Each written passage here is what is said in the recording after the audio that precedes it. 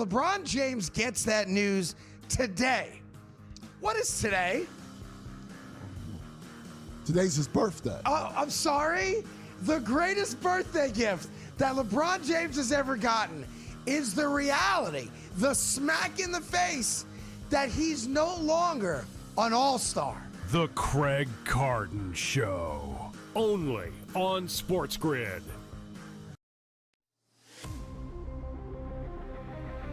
He's out again. Anthony Davis is injured once again and is going to miss time with the Dallas Mavericks for a minor groin strain. Likely will miss a few games. And I don't even know what a few games is to Anthony Davis, because Anthony Davis seems to always be missing time. Pro basketball today, only on SportsGrid. I know exactly what Patriot Nation is screaming this morning. It's Drake May time. Give him the trophy. MVP. Stop it, please. Just sit down. Yes, Drake May has had a nice season. But let's be real. He has played a JV schedule of defenses. He is carving up the easiest slate of defenses in the NFL this season. Congratulations on your beatdown of the Jets. The early line, only on SportsGrid. The champagne pops. The clock strikes 12. But New Year's isn't won at midnight. It's won on the gridiron. Every snap, every number, every edge that matters. Don't just watch the ball drop. Watch the odds drop.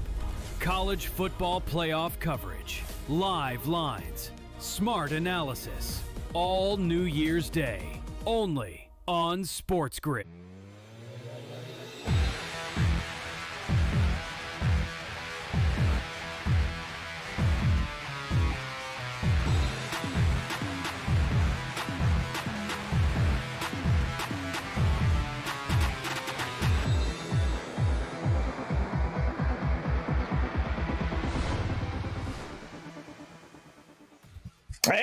And welcome in. It is in-game live game day on a wild Wednesday evening. Scott Wetzel, Gabriel Morency for the next 2 glorious hours, right up until 10 p.m. Eastern time, watching, analyzing, and, of course, betting on the world of sports. Busy night tonight. We got a little college basketball, really a great slate, a huge slate of college basketball. Many games going on, some a little starting to hear a little bit.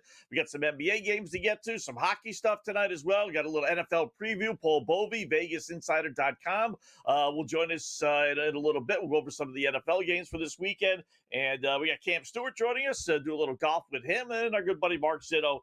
Who knows where Mark's going to go? I'm sure there'll be an anti-Yankee rant somewhere thrown in there for sure. But before we get to it all, it is game time. What's betting you off tonight, Gabe?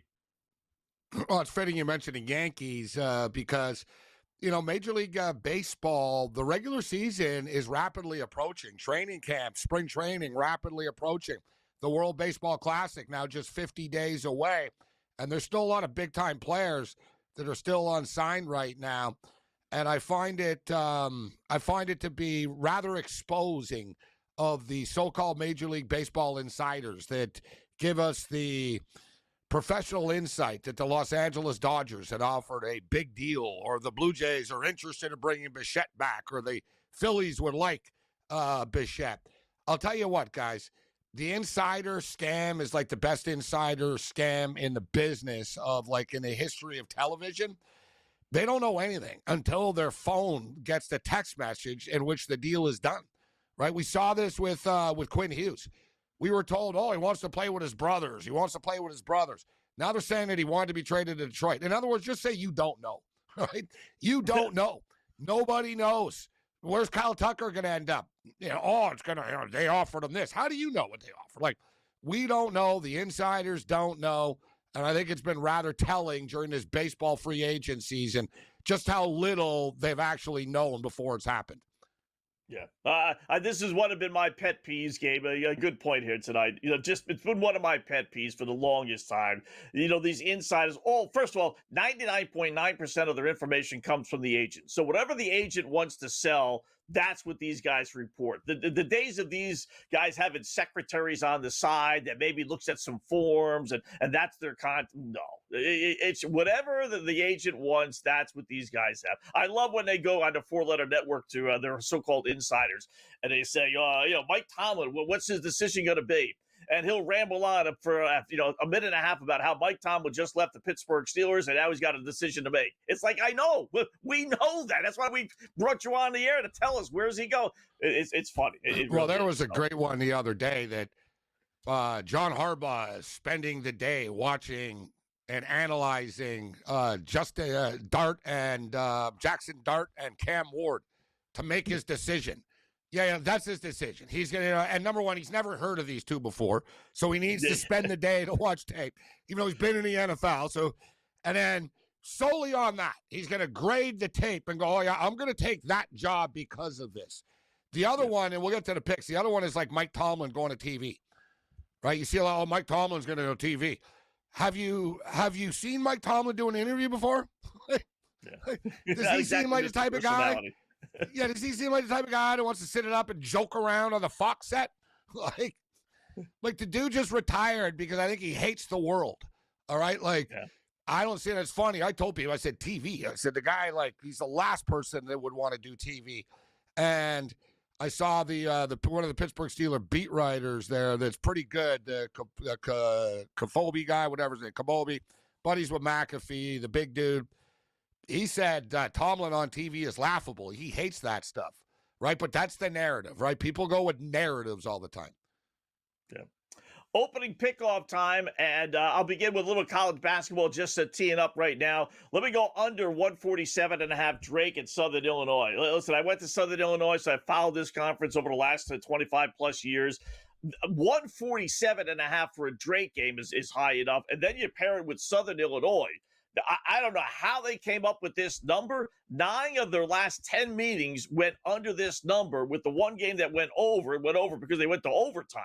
147.5 for a Drake SIU game.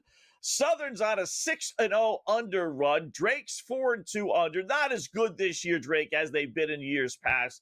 But I will bite. I know it's got sucker written all over it, but give me under 147.5 Drake, Southern Illinois. All right, Scott, I'm going to start off, and we always talk about narratives and angles, and listen, there were quite a few of them last night actually in play, right? Coaches, systems, and this and that, fired, birthdays, and everything else in between. This is a little darker one, unfortunately. Assistant coach dies. Give me the Temple Owls tonight. Temple's getting 7.5. They're a better basketball team than Memphis. I don't really understand the point spread to begin with, right? And I understand you don't go by a record, but I got an 11-5 team that's playing really good ball. Going in against Memphis, laying this many points, it's come down a little bit, but laying a 7.5. The question is, how do the kids on Temple respond, right? I mean, this isn't, I get it's not a Disney movie, but they like this guy. Assistant coach Bill Courtney, 55 years old only, Scott. It was sudden. So it wasn't like, oh, he's playing. No, he just died. Like, so they showed up. It's like, oh, our assistant coach died. They're playing tonight. Wow. It happened yesterday, right? So there's two ways of looking at this, man. Like, they could just be, overwhelmed, and it's just too much, and, we shouldn't even play the game. Or they say, you know what? If we're going to play this game, let's win the game for the guy, right? Let's win for the coach, man. Give me the 7.5 with the Temple Owls. Yeah, that's not bad. I missed that one. I'm going to play that one, but that's one of our, I don't sound morbid. I'm not going to brag about someone dying about it, but thank you, right? That I saw, I was like, oh, yeah, I'm jumping on these guys. Yeah, that's a pretty solid bet if they're playing it. So I'm going to go over in the game, 143.5 Temple, Memphis. It's been a long-standing over series, 8-2 over their last 10 meetings. The winning team has scored 78 points in 8 of the 10 meetings, including 80 or more in 6 of those 8. The other 2, they got 78 and 79. So for whatever reason, this has been a high-scoring series. Give me the over. Well, now they're inspired to play. Yeah, I like this one too. Over 143.5 Temple in Memphis.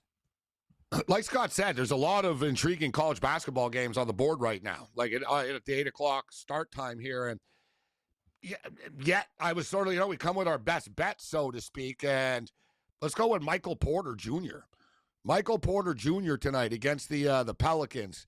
for those, not paying attention, and who pays attention to the Brooklyn Nets, right? But, dude, he's averaging 25.9 points per game. His prop tonight it's down to 25.5. It was 26.5, so we're even getting a better number. But, guys, he scored 27 or more in 7 of their last 9. And how about this? 13 of their last 16. He's 13-3. Like, the dude's just a scoring machine. 28, 18, 34, 27, 27, 27, 28, 24, 28, 12, 34, 35, 33, 35. So we're getting 25.5 tonight. Oh, yeah, against the Pelicans, all right? Not exactly Mean Joe Green doesn't play for the Pelicans. There ain't no steel curtain there. Porter goes off. And, dude, he gets a million shots, right? The guy, he scored 16 points a game with Denver. It goes to show many guys that, like, oh, this guy's so good, he scores 27 points. Dude, half the freaking league can score 27 points if they're on a team and they're allowed to shoot, Scott. You know it, right? So Porter's a 16-point guy game on Denver on a good team. You put him on the Nets and nobody cares, and the guy scores 26 points a game suddenly. Give me over 25.5 points. All right. I'll go Kansas State laying 2.5 at home against Central Florida. Central Florida's pretty good, but, this is only their third true road game all season. Go back to last year, they're 1-8 on the road, true road games, not neutral site games. So give me Kansas State laying a 2.5. And in that same game, Gabe, with the Brooklyn, I'll go under that game, 229.5 Nets and Pelicans. Brooklyn, one of the best under teams in basketball, 22-15 under. I'm going to go over South Dakota State and North Dakota State University. Listen, both these teams are over teams. They're both 5-1 to the over, incidentally, in their last 6.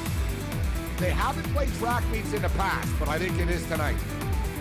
All right, opening picks are in. A lot more to come right here on the Grid.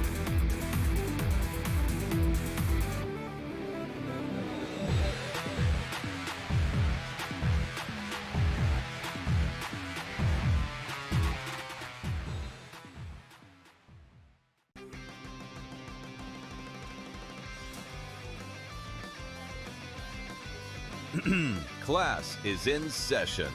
Today, let's talk about the teaser. A teaser is a multi-leg bet where you shift the point spread in your favor. You get better numbers, but every selection has to win.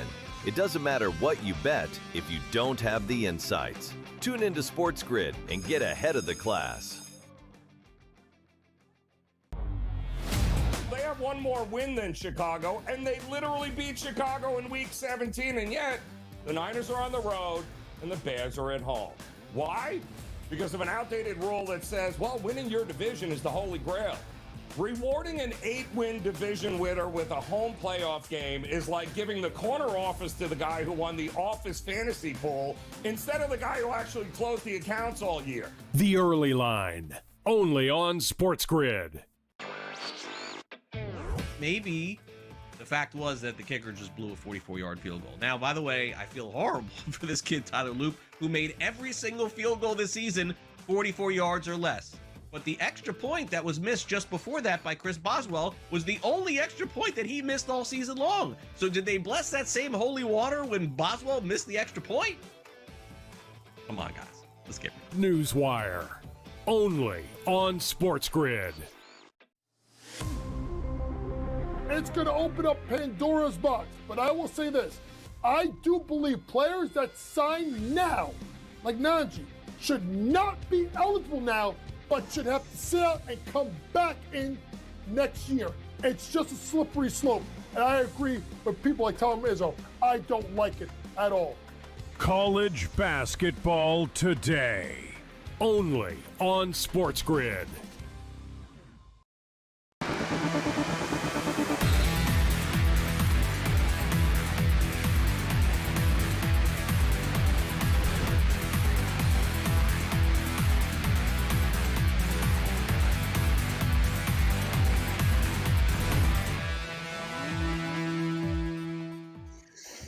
All right, welcome back. It is in-game live game day on the grid, just getting underway. So opening pickoffs are in. I like the under in the Drake Southern Illinois game. I like the over in the Temple game. I got Kansas State laying 2.5 against Central Florida, and then we're going to go under in the Brooklyn Nets game against New Orleans, which is a dangerous thing, I will say, because New Orleans is one of the better over teams. You got one of the better under teams in Brooklyn, but sometimes I think it's easier for a team that wants to slow it down to slow down a team that wants to run and gun than vice versa. So battle of wits there in Brooklyn and New Orleans. Who would have thought we both, out of all the games tonight, Gabe, all the great college games and the hockey, and we're both gonna use Brooklyn and New Orleans tonight in our opening pickoff. Man, we're desperate. I think it's because we start at 8 and that game's at 8 type of thing, so you sort of see it. Yeah, like lose a lot of 7:30 games.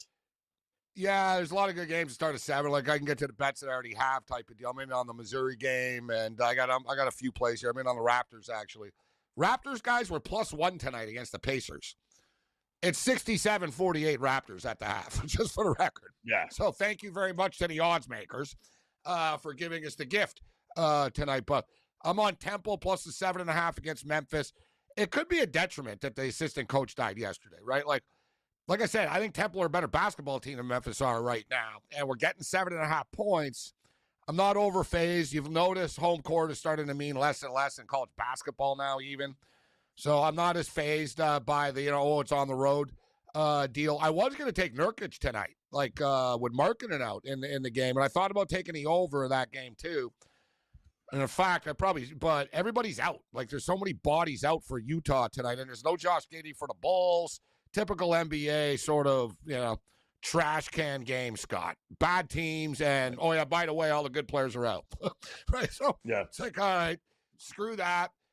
And then I landed on somebody's other, listen, I talked about Michael Porter Jr., right? I sort of kick around. I knew he was scoring, but I didn't really realize that, dude, the guy's scoring 33, just nightly. Right? He's putting up massive numbers, this guy. So against the Pelicans, I figured I'll jump in on this. We got a nice number, 25.5. And SDSU and North Dakota State guys, like I said, Scott, these guys are just over machines. You got a 9-5 and 10-16 for the over, but they're both 5-1 to the over in their last 6. They both play in the 80s. If you look at their games, most of the final scores, you're 82-76, high 70s, to win in this conference. It's a higher scoring conference, this conference. Fair number. And I like the San Diego State game later, actually, to go over, too. I'm getting confused with my SDSUs. I got 2 SDSUs tonight, Scott. San Diego State and... Yeah. San Diego State are playing against Wyoming. That game's coming up a little bit later on. Ton of... I thought because about this show. Last night, we had all those angles and all the sort of... it was a fun night with all that stuff. Tonight, we sort of come back to it a little bit, Scott. I talked about, the coach died. I mean, that's not, it's not a fun angle, but it's an angle. And I've talked a lot about the Denver Pioneers this year, right? Denver Pioneers up to 15-1 to the over now, Scott. Wow. The streak hasn't stopped. 15-1 to the over. And by the way, they're playing at 9 o'clock, guys. So I'm giving you a little tease here, a little head start if you want to get the play in. They're playing at 9 tonight. 15-1 to the over on the season, 14-1-1, debatable whether you want to talk about a push or not, but it's incredible. They are by far the most dominant over team. The second one is UL Monroe at 13-3. Yeah. There aren't too many positives to having the Big Ten be the Big Ten the way it is this year, and the ACC with California and Stanford, right? But one of them actually is tonight. You're getting Michigan at Washington at 10:30 There's Eastern a few time. of them tonight. Yeah, it's Duke actually a Cal? very good slate. Duke's at Cal. You got BYU, TCU. Now they would naturally be a 11 o'clock start, but you got a pretty good slate from 10 o'clock on. You got Arizona State. So for those of us on the East Coast that want to stay up at night, it's a decent slate here. Yeah, I thought about can I go to the game? It just turned into a little bit too much of a you know what I mean? Because Michigan are in Seattle tonight. It's actually a late start and tickets were super expensive as well. I was surprised. It was $300. Wow. For a college basketball game, yeah. Michigan have a lot of alum. They got a lot of fans, and, they don't get to the West Coast that often. Put it this way. The Michigan Wolverines guys have not played in Seattle in 32 years. Wow. It's the first time they're playing the Washington Huskies. And you look That's at, why I it's say this as $300. a die-hard Michigan fan. They're overpriced, Scott. They're just overpriced. Like they had that, all right, they had that week. Yeah, they're coming off a loss, but don't forget, before that loss, they won by like 2 or 3 or whatever at Penn State. Right. Right? It's not, you know what I mean? So it's been a couple of games now where they haven't smoked teams. And it's been, you know what I mean? Like they, listen, they didn't shoot the ball well the other night. They still nearly won. And for people who didn't see it, guys, Wisconsin literally hit like 9 3-point shots in a row to start the second half. It was amazing, Scott, because I bet the total at the half, and they literally scored 27 points in 3 minutes to start the second half. Wow. 27 points. Wow. The total at the half was 164, and then at the first TV timeout, it was 188. Like, it was just like it flipped. Like, Wisconsin literally hit like 7 threes in a row, and Michigan was like responding. It was like boom, boom, 3, boom, 3, 3, 3, 3. It was back and forth and just sort of skyrocketed. So, yeah, but I'm not comfortable laying 12.5 tonight, Scott. And the other one is, look, we talked about it last week with the Michigan team total. It was 97.5. They got to 96 or 97. Yeah. It's incredible. Like, the numbers are, like, incredibly high. The odds makers are not dumb. Like, they're on to Michigan. For the record tonight, Michigan's team total is 89.5. Can they get to 90? Wow. I don't think they cover tonight. Guys, in my own personal opinion, I think the game goes over. I think Michigan wins by like 9 or 10 or something, but not 12.5. It's a lot of points on the road. I did play them, put a little nugget on them. I just figured, you know what, they're going to be all upset about losing. 12.5? Yeah. So, I hear what you're saying, but I got faith in them that, by the way, Temple out to an early 11-9 lead. West Coast, 30, it's the loss factor. If they hadn't lost the last game, then I probably wouldn't have played them. But I'm going to put my faith in them that they're not going to lose 2 in a row. And obviously they can win and not cover 12.5. But it might be a good game. Hopefully they pull away in the end. All right, more coming up in Game Live.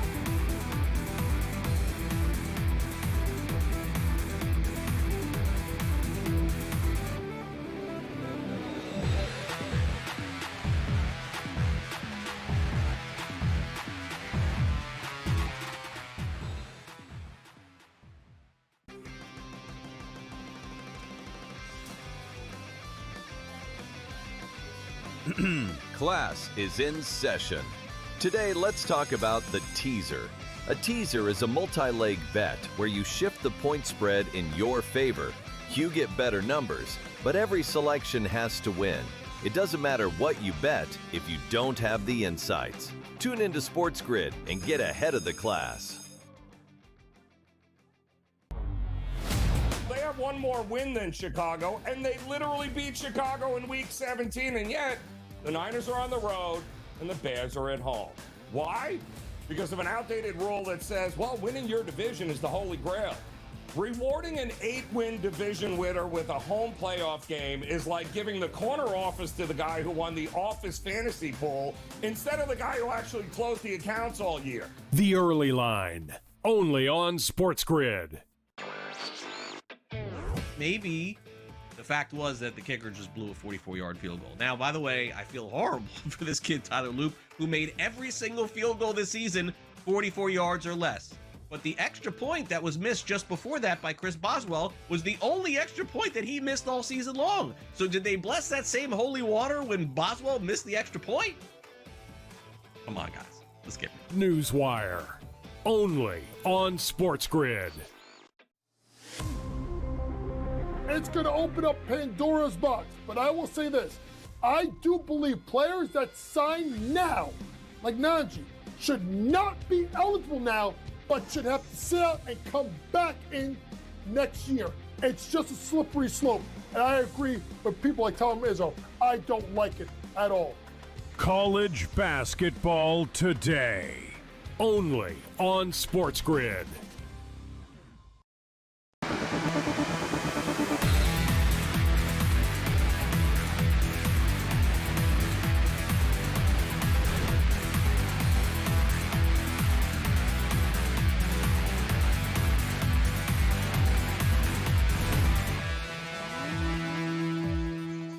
right, welcome back in Game Live, Game Day on the Grid. Scott and Gabe taking a look at everything. How about a quick little peek at hockey as they see the Rangers being shut out again at home? It's really getting now. It's only after 1, but they're down 4-0. Man, you talk about a team that's just an automatic play against. They just, first of all, at home they can't score. I looked it up. 7 of their 22 games they've scored 2 goals or less at home. You just got to play. Forget about who over under for the game. I'm now lean more towards team total game. I'm not gonna, with the backup goaltender in there and then backup Jamie Quick. He stinks. They may give up 6 goals and the game is going to go over 5.5. So now it's just play under Ranger team total. Hit the other day, when they gave up 4 goals, and it may hit again tonight. They're down 4-0. 4-0. Yeah, that's like an abomination. And listen, the Ottawa Senators are pretty good. The Senators are pretty good, but the Senators have like their own problems going on right now as well, right? So for them to be winning 4-0 like that, and it's just got a compound to make Ranger fan even angrier. Just that it's Ottawa. Yeah. It's almost like in their mind it'll be like losing to the Sacramento Kings or something. Like, who the hell are the Ottawa Senators and how they win like 4-0? Like, it's almost like a new low. But Ottawa are actually good. There's a wild story, Scott. Like, we don't, you know what I mean? If, you want to be professional journaling or whatever, you got to be careful what you say. But, I'll just throw it out there. Like it got so big that the Senators basically said, this isn't true, but they didn't really fully put it out. Now the players have said that it's not true. Right. So a couple of weeks ago, if you remember, their goalie took a leave of absence. People assumed it was mental health, right? Say what you will, whatever. But people assume, people were like, and people right away were like, don't judge, whatever, if he needs time. So that was the statement. But nobody ever said, man, they didn't say mental health.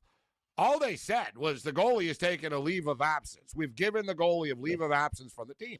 So people sort of assume this. And then, whatever, people started digging and all this type stuff. So people threw it out there essentially that he would talk about the road trips and tell his wife about players cheating. And the thing justify him cheating. To justify him cheating. Yeah, basically, but but it was after that reportedly, that was allegedly that he got caught himself. Right. After the fact.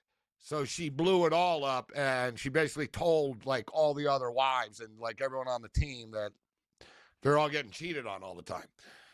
And then it was that 3 of them actually left. The 3 players had real problems, personal problems because of this. Right? And he's out of the room.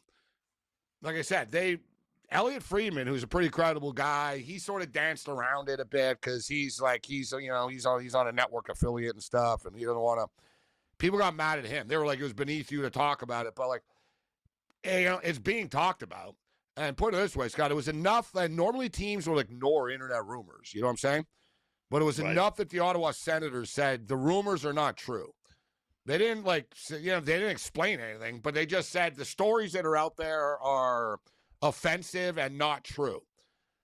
And then Brady Tkachuk the other day finally broke it down. He's the captain, so they were pressing him, and he finally said, listen, there's personal things that happen in rooms, and, it's none of your business. But he said, I'm telling you right now, that story out there did not happen. He said, it's not what you guys are going with. And he basically said, and he kind of even said, he goes, you think we would be, you think I'd be smiling now? That's the thing. So, they're actually playing pretty well right now.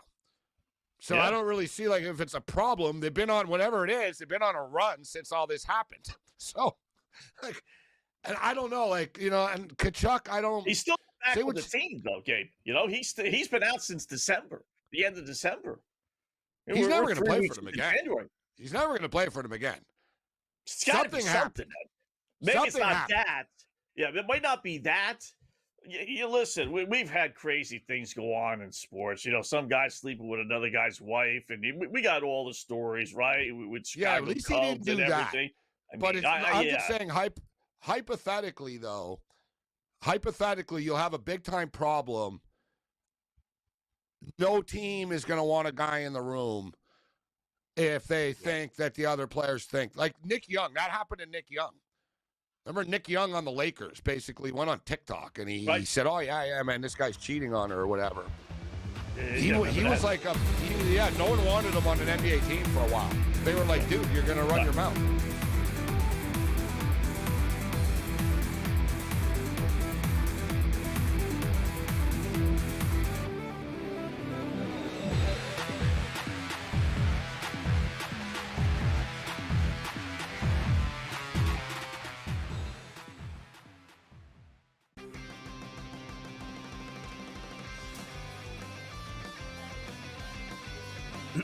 Class is in session.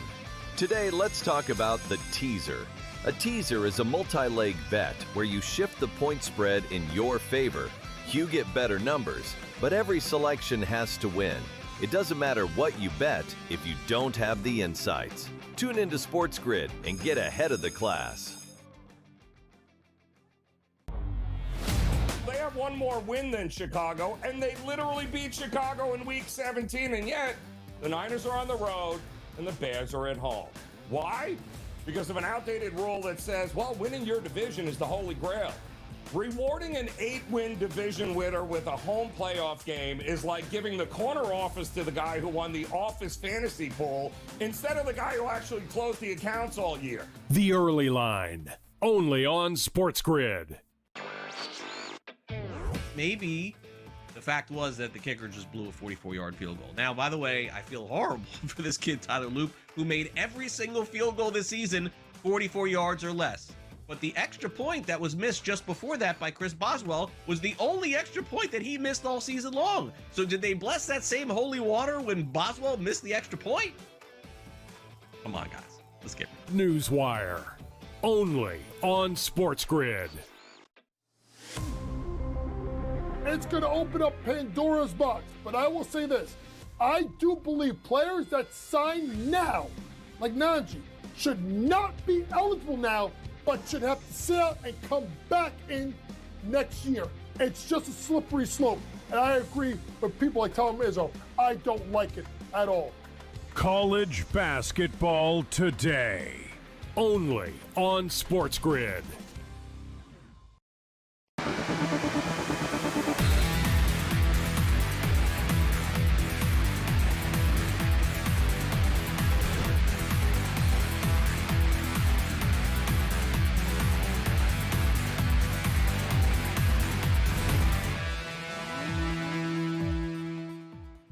All right, welcome back in Game Live, Game Day on the Grid. Scott and Gabe. So we got some bets in. Let's talk a little footballs. We got a big weekend, obviously, coming up. 2 games Saturday, 2 games Sunday with our good buddy Paul Bovey, VegasInsider.com. What's going on, Paul? We started off Saturday afternoon. This game was actually interesting, and it's flipping back and forth. Every time I look, it's a different line. They could open up Buffalo 1.5 favorite. Then it went to Denver. Then it went to Pick'em, I saw yesterday, and now it's back to Denver being a 1.5 favorite. This was predictable. I don't know if it matters. Yeah, right. So no, this is what happened last week. The Bills opened up as a 1.5 point favorite. They ended up closing as a 1.5 point favorite. I actually said yesterday, I said, I bet you like by tomorrow night it'll be 1.5 Denver. Here we are right now. I don't think it moves, Paul, from this too much right now, but I was surprised the Bills were favored to begin with, and I'm not surprised that it flipped right now. So I was a little taken back when they were anointed the favorite, but a lot of that has to do with sentiment. Sometimes people wager on what they want to see, and I think a lot of people think Josh Allen or feel he's absolutely invincible, and they also want to see him win. He's a hard guy not to like, and Gabe, we got the money last week, and I think we're going to get it again right here. I feel the Broncos are definitely vulnerable. They don't have much beyond that pass rush. That pass rush, by the way, 68 sacks, 158 quarterback hits. And to put that in perspective, number 2 is Seattle with 122 quarterback hits and 58 at the bottom for San Francisco. But beyond that initial wave towards the quarterback, there's a lot of green grass behind it. I think their secondary is very vulnerable, particularly to the tight end. A number of them have went off against the Broncos. Zach Ertz over 100. Kelsey in the first game, 9-91. And Theo Johnson and Daniel Bellinger combined for 154 yards against the Broncos in that comeback win that they had, that the Giants blew the game in the fourth quarter. So I just think the Bills can get it, and I think the line has shifted a little bit because there are a number of players on the injury list for Buffalo. Bernard was out last week. Now there's a couple others that are questionable, Rousseau and 2 or 3 others. But I think the Bills are the better team, and obviously, as I stated last week, there's such a divide in quarterback talent here that, we all know Josh Allen, easily the best player in the playoffs right now. Bo Nix, you got to give it to him. Second year, 25 touchdowns, 11 interceptions, but I'm not ready to call him anything above average at this point. It's weird about the Broncos, guys. Every team's got a quirky little thing, right? But this goes to what you're saying there, Paul. It's kind of feast or famine with them. But they've trailed in every single game except 2. And one of those was the Charger game, the last game of the regular season, in which they sat everybody, didn't even care. So, in essence, they've trailed basically in every single game. I know it's hard to win from start to finish, but I think most teams are probably 50-50. For a team that won 13 or 14 games, they don't always, play a full 60 minutes, and I don't know if you can get away with that. Their offense caught up what it is. Their offense, like you talked about, Scott, Paul, like on the defensive side of the ball, but for the Broncos, offensively, the Bills' weakness is their rush defense, right? Although it held up pretty well, actually, last week against Jacksonville, all things considering. Right? So and the Denver don't really run the ball that well. I mean, Nix is pretty good. To me, that's one thing. You got to watch out for Nix sort of scrambling and picking up some first downs. But I think Buffalo's defense can really contain Denver's offense, Paul. So you just made a great point, because P.J. Harvey, since Dobbins went down, 96 carries for 326 yards. And yes, they got to take on the likes of Trey Lance in the last game of the season. They got a number of quarterback understudies, starting with Jake Browning in week 2.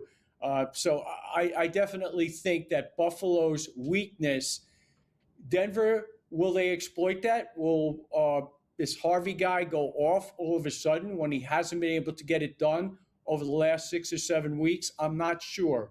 But I do know this. Josh Allen is smart enough to avoid that rush. And when you look at this Bronco team, 2 back against the Jaguars, which was their last game against a bona fide quarterback, in my opinion, in Trevor Lawrence, 6 catches, 145 yards for Washington, and that was his best performance of the year. And then you look back in the Raider game, and I believe his name is Jack Beck, 6 targets, 6 receptions, 50 yards. That was 25% of his production for the year.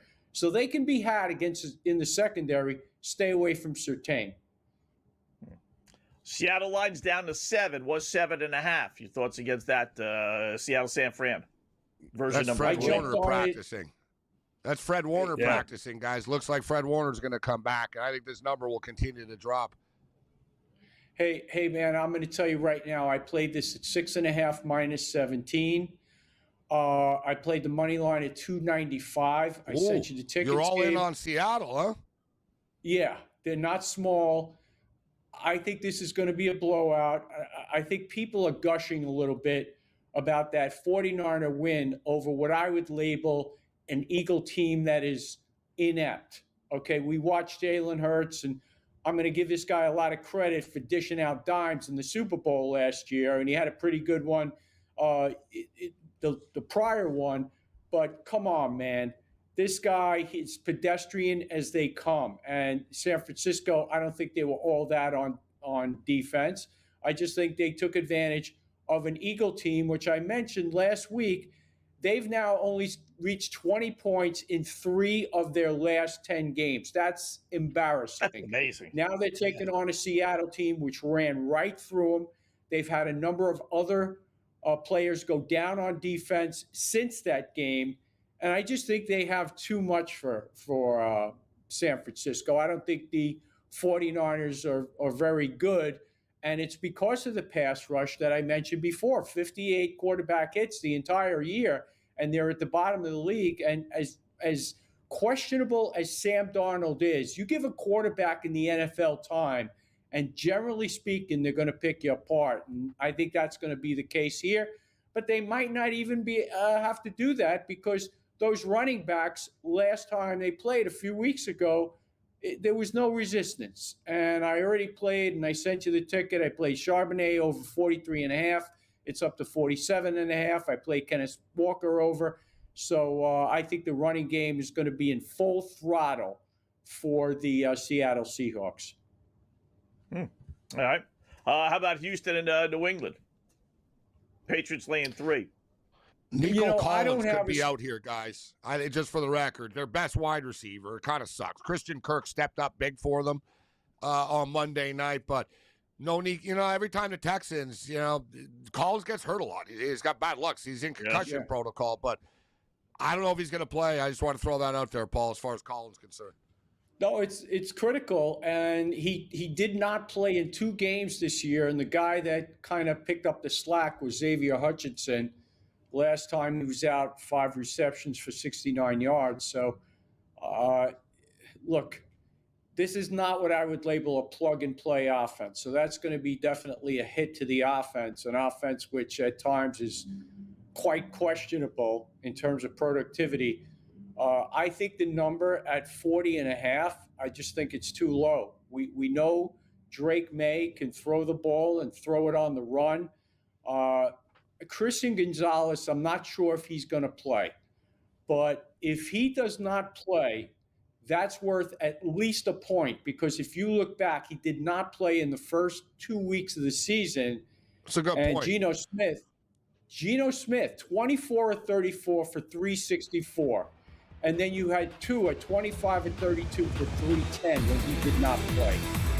Wow. Good stuff, Paul Bowlby, VegasInsider.com.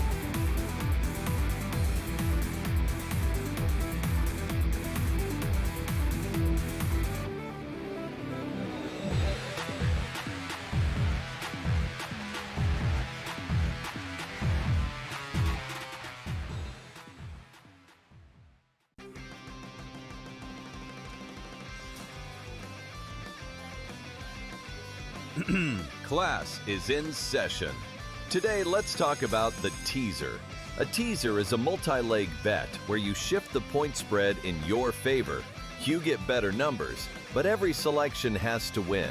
It doesn't matter what you bet if you don't have the insights. Tune into SportsGrid and get ahead of the class. They have one more win than Chicago, and they literally beat Chicago in Week 17, and yet the Niners are on the road and the Bears are at home. Why? Because of an outdated rule that says, well, winning your division is the holy grail. Rewarding an 8-win division winner with a home playoff game is like giving the corner office to the guy who won the office fantasy pool instead of the guy who actually closed the accounts all year. The Early Line, only on SportsGrid. Maybe the fact was that the kicker just blew a 44-yard field goal. Now, by the way, I feel horrible for this kid, Tyler Loop, who made every single field goal this season 44 yards or less.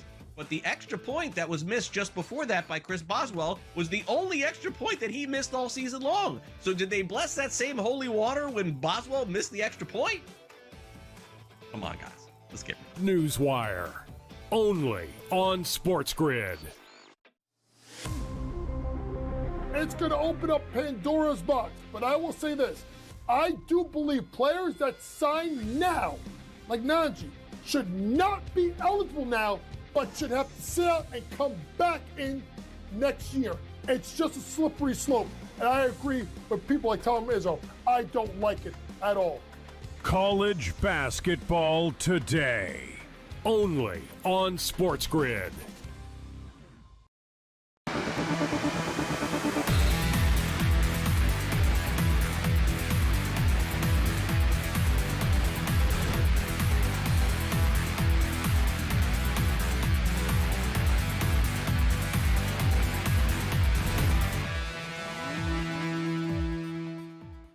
right, welcome back in Game Live, Game Day on the Grid, hour number one. Thanks again, Paul Bovey, VegasInsider.com.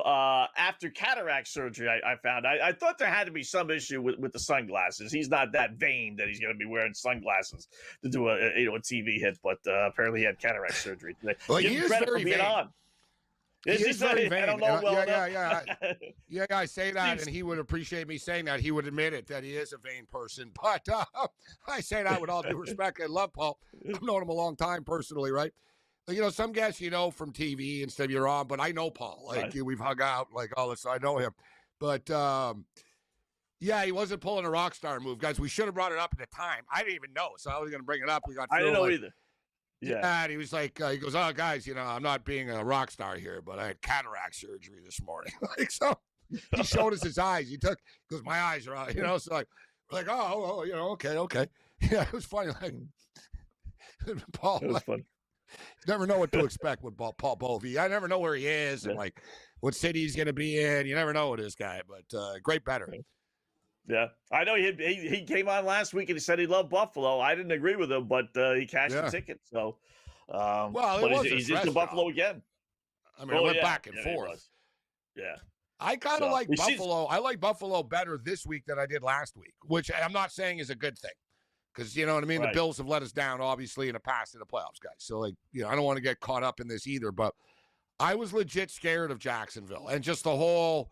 They had won 8 in a row, the Florida, the early game, the sunshine, the grass, just all that stuff wasn't like them running the ball on us. There was just sort of a lot of bad things like going into that. Our injuries, I don't know. Maybe I'm naive, but and I respect Denver. I'm not dismissing them.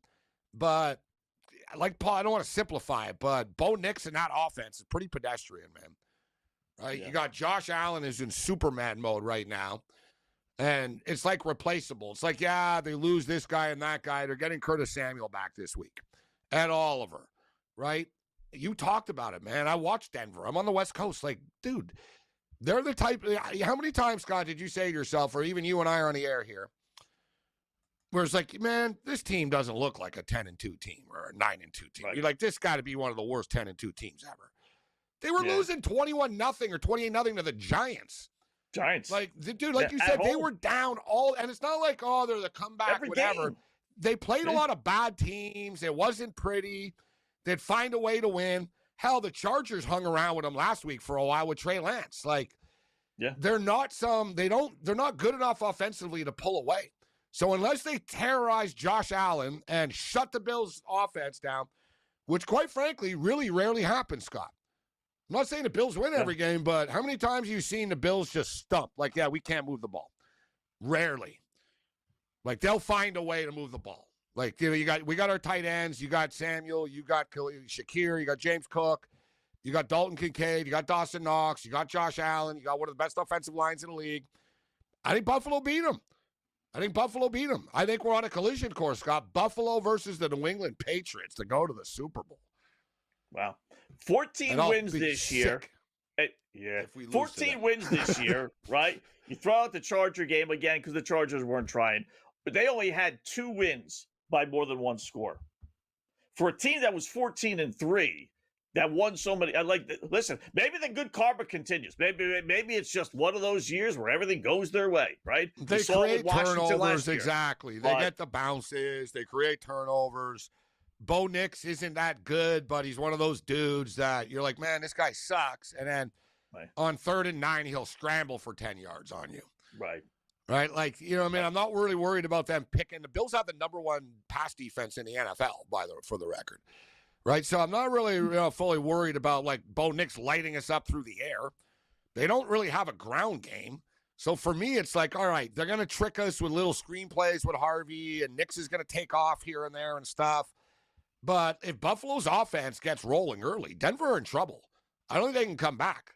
Like, I feel good about Buffalo this week, Scott. I really do. I like them more this week than I did last week. But nobody's gotten rich betting the Buffalo Bills in the playoffs, Wetzel.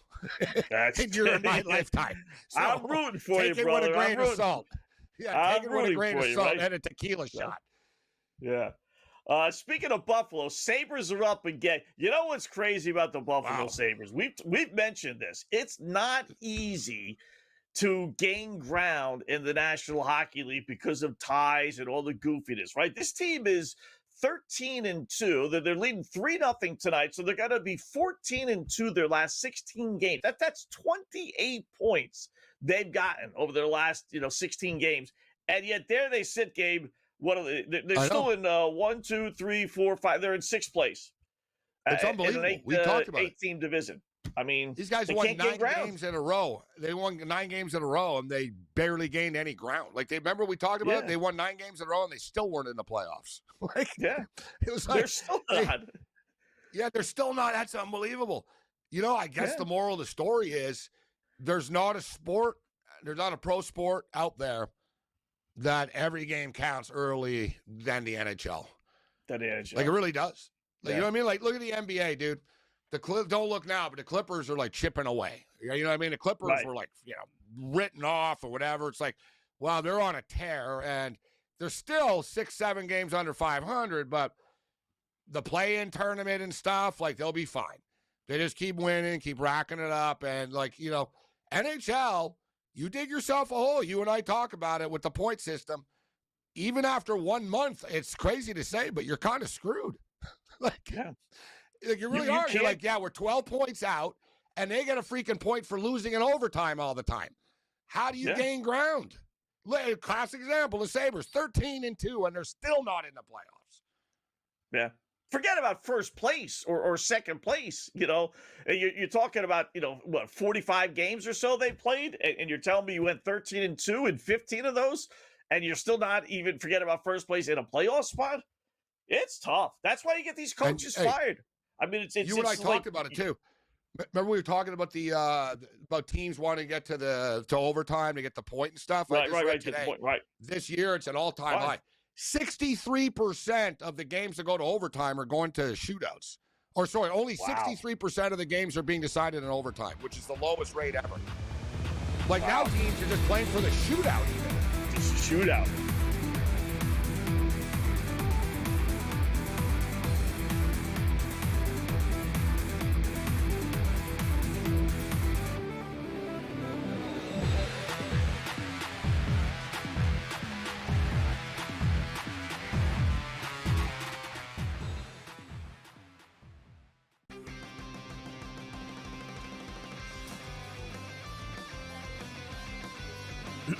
Class is in session.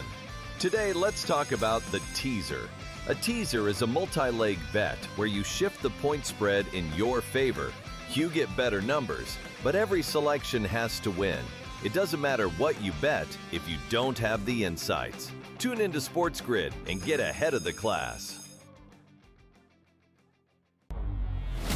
They have one more win than Chicago, and they literally beat Chicago in Week 17, and yet the Niners are on the road and the Bears are at home. Why? Because of an outdated rule that says, winning your division is the holy grail. Rewarding an 8-win division winner with a home playoff game is like giving the corner office to the guy who won the office fantasy pool instead of the guy who actually closed the accounts all year. The Early Line, only on SportsGrid. Maybe the fact was that the kicker just blew a 44-yard field goal. Now, by the way, I feel horrible for this kid, Tyler Loop, who made every single field goal this season 44 yards or less. But the extra point that was missed just before that by Chris Boswell was the only extra point that he missed all season long. So did they bless that same holy water when Boswell missed the extra point? Come on, guys. Let's get it. Newswire, only on SportsGrid. It's going to open up Pandora's box, but I will say this. I do believe players that sign now, like Najee, should not be eligible now, but should have to sit out and come back in next year. It's just a slippery slope, and I agree with people like Tom Izzo. I don't like it at all. College basketball today, only on SportsGrid.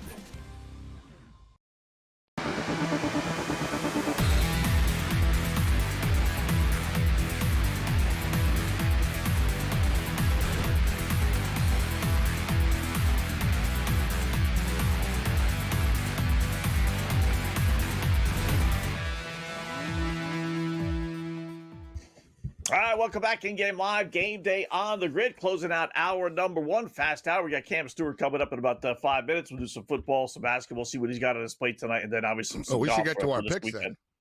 Yes. We should do our pick-off now. Not a bad idea. Yeah, well, let's do the late night pick-off now. We both got 4 picks, yeah. All right. I'll go NBA. I'll start. Give me the Clippers laying 12.5. You mentioned a game against Washington. Clippers playing a little bit better basketball. 10-2 straight up and against the spread their last 12 games, and they've owned the series. And when I mean owned, they've owned it. 8-0 straight up and against the spread, and you got to believe it's been double-digit favorites nearly all those games against Washington. Give me the Clips laying 12.5 at home. All right, you're going to like this angle because it's sort of an angle pick. What do we see happen? Michigan, undefeated, lost. Boom. Iowa State, undefeated, lost. We're at the time of the year now. Reality kicks in. I almost wish Texas were favored here because it'd be a better spot. The old system here. The unranked team against the ranked team, right? Except it's better when the ranked team is actually a favorite and they come on after. Oh, big upset. Yeah. What, the 5-point favorite one? Like, that's an upset. But Texas are 4-point underdogs tonight. I say that they knock Vanderbilt off. I'm not a man enough to take the money line. Give me the +4 with the Texas Longhorns. This game comes down to the wire against Vanderbilt. All right. I'll go hockey. Give me Vegas, -118, 120, depending on where you do your shopping against the LA Kings. It's been a bit of a struggle for Vegas, but they're playing their best hockey, going for a season-best 5th straight win. Kings have lost 3 of 4, and they're at home, which normally is good, but not for LA this year. Give me Vegas to get the road win.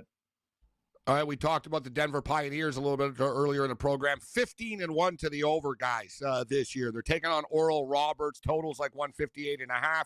Oral Roberts like to run and gun, too. So it's tailor-made for this game to be a track meet. I think, it's a fair number. It's a little high, but nobody bets Denver Pioneer games. People aren't on to the fact. Only hardcores like us know that they're 15-1 to the over. Take the Denver Pioneers, Oral Roberts, over. Nice. How about North Carolina, Stanford, late night special on the West Coast? Good game, right? Give me North Carolina laying the 3.5. They're 14-2 this season, including 8-1 their last 9. They've beaten up Stanford 7-1 their last 8 meetings. 4-game gauntlet for the Cardinal. They played they played Louisville, which was ranked 16th, and Virginia Tech. Then they played number 23, Virginia. Now they're playing number 14, North Carolina. That's tough. That is. They're good. And a little extra chip on North Carolina's shoulder because they lost at home to Stanford last season, 72-71. 3.5, listen, you could win and not cover, but that's basically pick 'em in my world. I think North Carolina gets the road win. Michigan and Washington, we talked about this game earlier. I actually do think the Washington Huskies cover the number, but I couldn't bring myself to post that on a television screen as a Michigan fan. I just couldn't do it. But at least I'm honest. I say, I actually do. Listen, everyone kind of thinks Michigan are going to bounce back. Scott does, right? Like, oh, yeah, they'll bounce back here tonight. I think they bounce back, but I think they win by like 10. And I think it'll be one of these right at the number. They win by 13 or 11 type thing, right?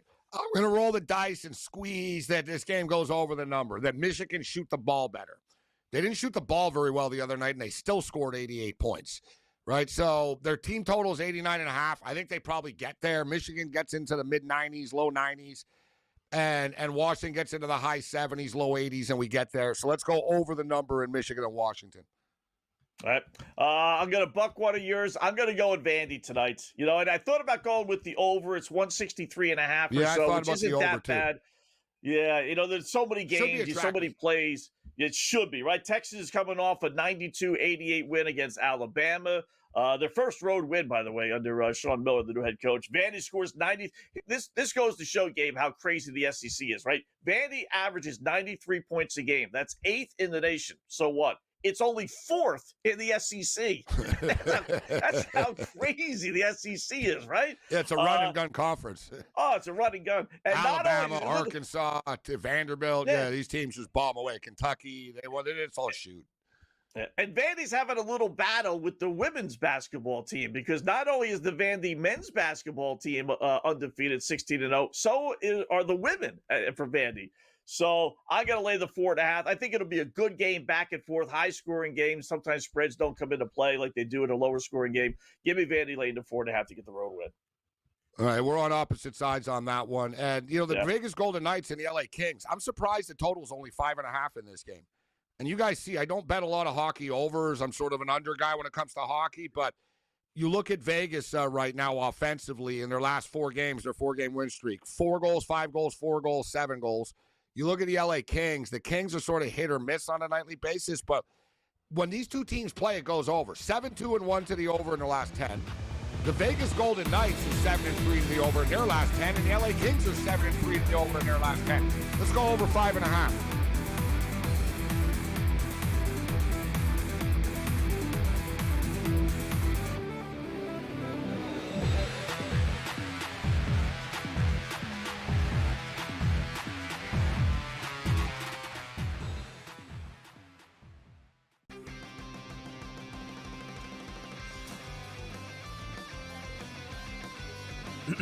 Class is in session. Today, let's talk about the teaser. A teaser is a multi-leg bet where you shift the point spread in your favor. You get better numbers, but every selection has to win. It doesn't matter what you bet if you don't have the insights. Tune into SportsGrid and get ahead of the class. They have one more win than Chicago, and they literally beat Chicago in Week 17, and yet the Niners are on the road and the Bears are at home. Why? Because of an outdated rule that says, well, winning your division is the holy grail. Rewarding an 8-win division winner with a home playoff game is like giving the corner office to the guy who won the office fantasy pool instead of the guy who actually closed the accounts all year. The early line, only on SportsGrid. Maybe the fact was that the kicker just blew a 44-yard field goal. Now, by the way, I feel horrible for this kid, Tyler Loop, who made every single field goal this season 44 yards or less.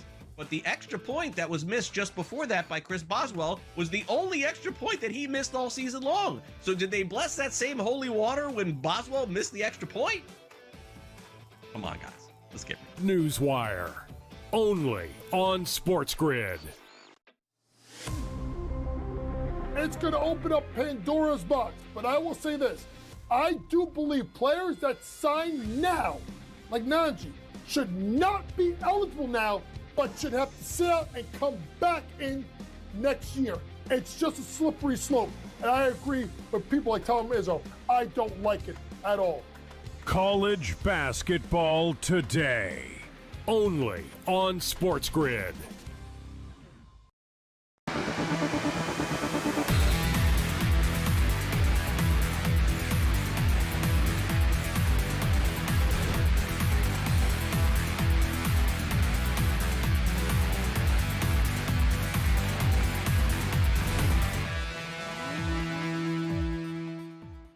All right, welcome back. It is hour number 2 in Game Live. Scott Wetzel and Gabriel Morency for the next hour till 10 p.m. Eastern Time, as we always are, Monday through Friday, right here on the grid, making some bets and hopefully making a couple of shekels along the way. We got basketball, we got NBA, college basketball, got some hockey tonight, a little NFL preview, a little golf coming up with our good buddy Cam Stewart, SportsGrid host who joins us now here on the grid. What's going on, Cam? How are you tonight?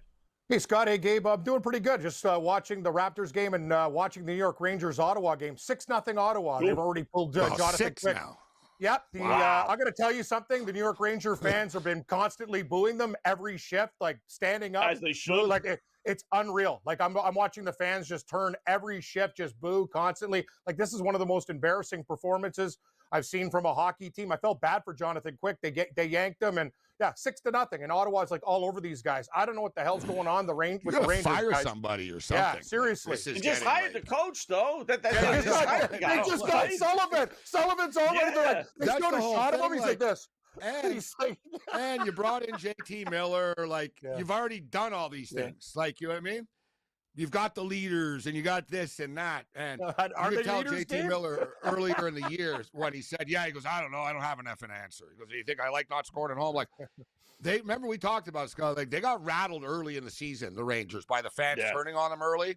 So You quick, go 4 or 5 games without scoring a goal at home in New York, man.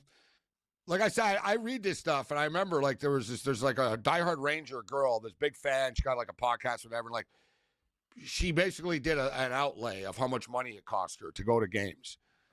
Right? She was like, train, subway, drink, Ranger ticket, whatever, and like Dude, it was like $800, $900. And she basically said, I'm spending $800, $900 to go to every game, and they don't even score a goal. And I brought it up earlier, Cam. The fact that it's Ottawa will make it even worse because people will be like, who the hell is Ottawa? Why are we losing Ottawa 6-0? Like, you know what I mean? He said it. They all showed up. We're And there's losing like some one team from Ottawa Canada fan. 6-0 and not even one of the good ones, you know? Like, supposed the Maple Leafs to be like, you know, it's like losing to Sacramento Kings. But Ottawa are pretty good. But yeah, man, Rangers got problems. Evidently. It's the best game. They show like all Ranger fans and one fat Ottawa fans, like, yeah, all night they keep on showing this guy's losing his mind. He's like, thank God I paid for these tickets. But this isn't just bad, guys. This is a bloodbath. Like, this is a 6-0 game on the road. And hey, I got to give the Buffalo Sabres credit too, guys. They were up 3-0. Gabe, I took Buffalo and Ottawa. They've already credited on our one of our accounts, you know, with that 3-goal money line lead. So it's been pretty good. I agree with Morency with the Buffalo plays Toronto tomorrow. Yeah. And you know what? I thought, like, people thought that might have been a look-ahead spot in the Battle of the QEW, but the Sabres are coming off a tough loss, and they're beating Philadelphia. They just scored again, 4-1 for Buffalo. So I got to hand it to the Sabres. They're playing good hockey, and the Leafs were in Utah, so that's going to be interesting. Buffalo would love to kick the crap out of Toronto, guys. So, yeah, crazy hockey game so far tonight. Oh, sorry. What am I saying? Buffalo, Toronto. Sorry, it's Buffalo, Toronto, Vegas tomorrow. What am I saying? Toronto, Vegas. Buffalo? Yeah, Who's that's Buffalo it. playing? Yeah. Hold on. No, you know what? It's the Montreal Canadiens tomorrow on Buffalo. My bad. I will say this. That's a cooler game. Sorry, Cam. You want to go through that was my point. You want to change it again? That one, Wetzel. No, no. I knew I was like Canadian, Toronto, Montreal, whatever, but I was like, oh, that's Sabres tomorrow. That's a good one. Like, Montreal Canadiens at Buffalo tomorrow, guys. That's a good one, Scott. I will say this, and Gabe knows, Montreal owns Buffalo. Buffalo's having a great year, but the Montreal Canadiens fans, they love going into Buffalo and taking that place over. So Buffalo's playing good. Watch out for Buffalo's been a problem for them a little bit. Yeah, Montreal plays them tough. Where are we with Sabres? this? They're still 70 to 1 to win it all. So let's talk, you know. Are we like boy, that's ambitious. Are you talking about the Sabres winning the Stanley Cup? 14-2. 14-2. What is happening? And a lot of those are on the road. That's not like How about this? How about we high. look at the odds for them to make the playoffs? Like, how about that? Yeah, that's minus 135. There you go. Minus 135. Is that what it is? 135 now? Yeah. I got them at plus minus money a long time ago, but they're minus 135. No, they're playing good. Can you imagine, guys? You want like the biggest sports craziest thing ever? I'm not saying it's going to happen, but can you imagine if the Buffalo Bills and the Buffalo Sabres won, Scott and Cam, in the same year? That's not Gabe. That's people would die in Buffalo. You're like right. there would be heart attacks of joy. They'd be like, "Oh, I can't believe this." Yeah. The Bills will kill like 300 people right now. I'm telling you right now. Yeah. Drunk drivers, people falling off of like something drunk. Oh my God, like light posts. Oh yeah, Bill from Rochester cracked his skull open after they won. Like it'll be like one of those type of deals. Like, you know what I mean? Buffalo fans go wild if when the they win a Sabres game. won. It would like they wouldn't be like serious. And Buffalo, pretty crazy. We're mocking it. They came so damn close against the Dallas Stars, but they got screwed over. They should have. They got did. screwed over. There was no goal. There was no goal. He was in the crease. We all saw It it. was in the crease. That They game sold should have me out. continued. They should have. The But $10 parlay, $10 parlay Yeah. at FanDuel, Buffalo, Bills Buffalo? and Sabres. Yeah, what's it pay? $4,960. God, if 5,000 that parlay for 10? wins, like I got to be honest 10 with you, bucks. like So you're saying $100 would pay 400,000. So I want to get this up to $1 million. I want to get it to $1 million. Yeah. So $250 for $1 million. you could buy a lot of property in Buffalo for $400,000. And I believe in the Bills. I'm not sure about the Sabres winning the cup. Sabres are going to make the playoffs, though, if they keep this up. The thing about them is they have really good defensemen. Like, take a look at these guys scoring tonight: Samuelson, Dahlin. Like, people, I watch this team. Like, they're really good. Like, they have good guys on the team too. Power. Like, they're an interesting club. They're just like before they couldn't get any goaltending. Like, they were very, very weak. And I know Luukkonen's pretty good, and Lyon's been playing like his ass off. So I got to give these guys I can't believe credit. it's not more of those odds. Like for Buffalo and Buffalo, we need more than that. Yeah. Like 70 to 1 only. Come on, It's Buffalo. like Like, 7,000 to let's 1. do this, What though. are the legitimate Look at- chances of Buffalo and Buffalo both winning? zero. Like if we could ask like some alien with the odds, like it'd be like a gazillion to 1. Yeah. It would be like there's a better chance of us skateboarding to Mars. Like I don't see how it happens.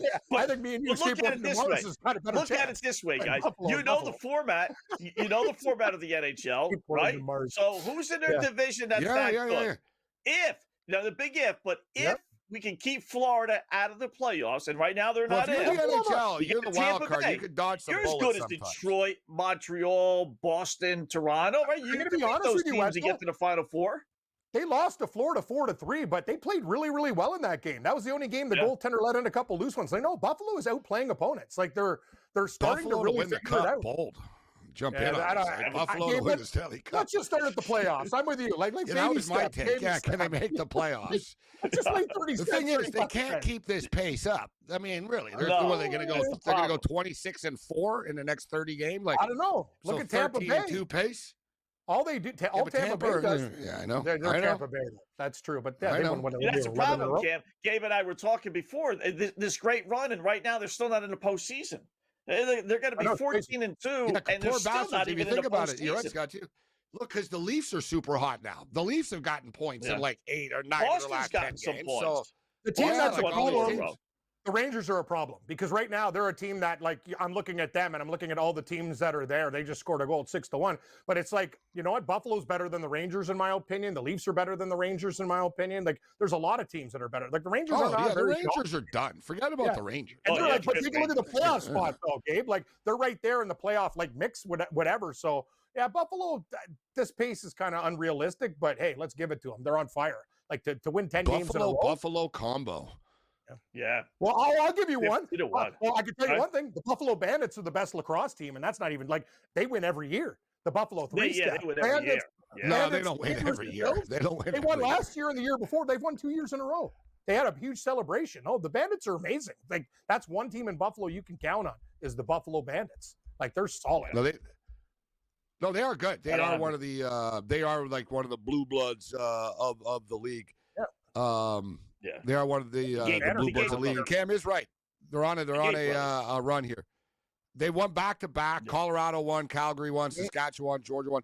The thing with Buffalo, Cam, is they really weren't. They were like every other team from Buffalo. They broke their fans' hearts all the time. And They now, finally won over the last couple of years. So, yeah, just like the Sabres and Bills, maybe. maybe Buffalo's We'll winning get it some wins around. from Cam on the other Maybe side. it's-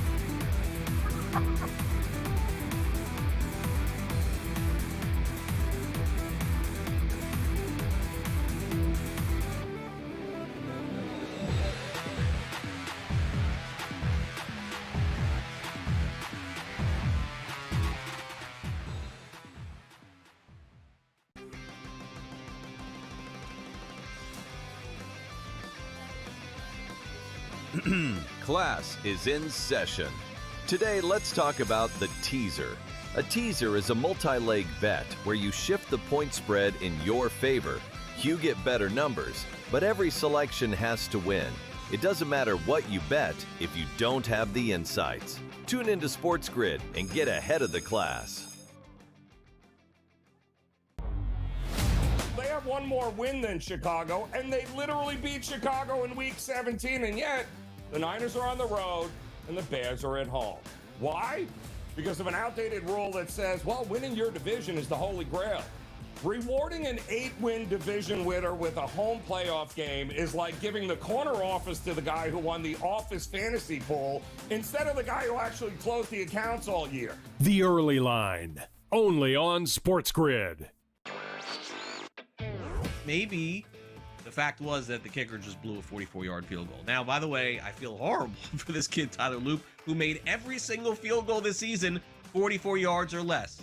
But the extra point that was missed just before that by Chris Boswell was the only extra point that he missed all season long. So did they bless that same holy water when Boswell missed the extra point?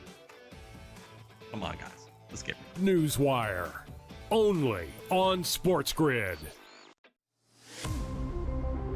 It's going to open up Pandora's box. But I will say this.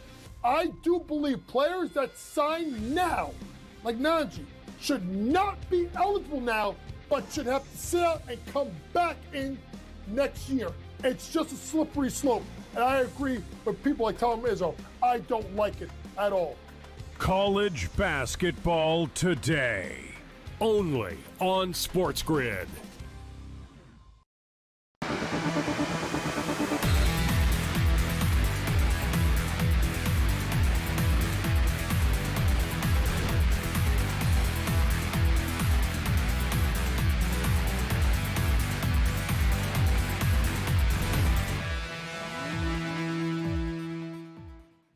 All right, welcome back. In-game live, game day on the grid. Let's talk a little golf. We got the Sony Open this weekend. Not a bad field. Not over the top, great. But we got the Matsuyama, Morikawa, Bradley's on there. So let's get some winners from our good buddy Cam Stewart. Where we go with this one, Cam?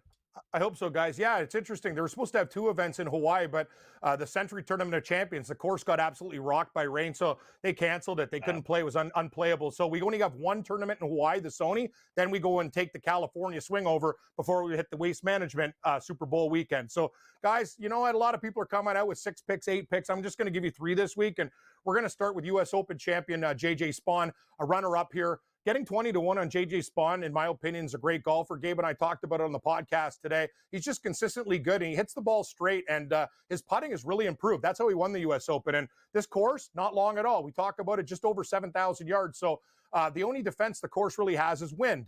Good wind players, and you don't have to be long. So it brings a lot of guys into the mix. Chris Gotterup from New Jersey. I heard he's went to high school just outside the SportsGrid studios. This guy has been fantastic. He went into Scotland, won a duel with Rory McIlroy, playing really, really well. I don't know how it's going to carry over into next year, but at 50-1, Chris Gotterup and get him down. That's a good price. And Ryan Gerard is a name we're going to be hearing about this year, guys, from North Carolina. He played a little bit on the European Tour as well. Very solid ball striker, underrated player. And I think this is one of the guys that's going to take the next step this year. He's 65-1. Top 10s, Russell Henley, always a threat in this tournament because he hits it straight. Great. He's got a great all-around game. So plus 130 for him. Hideki Matsuyama, defending champion at this event.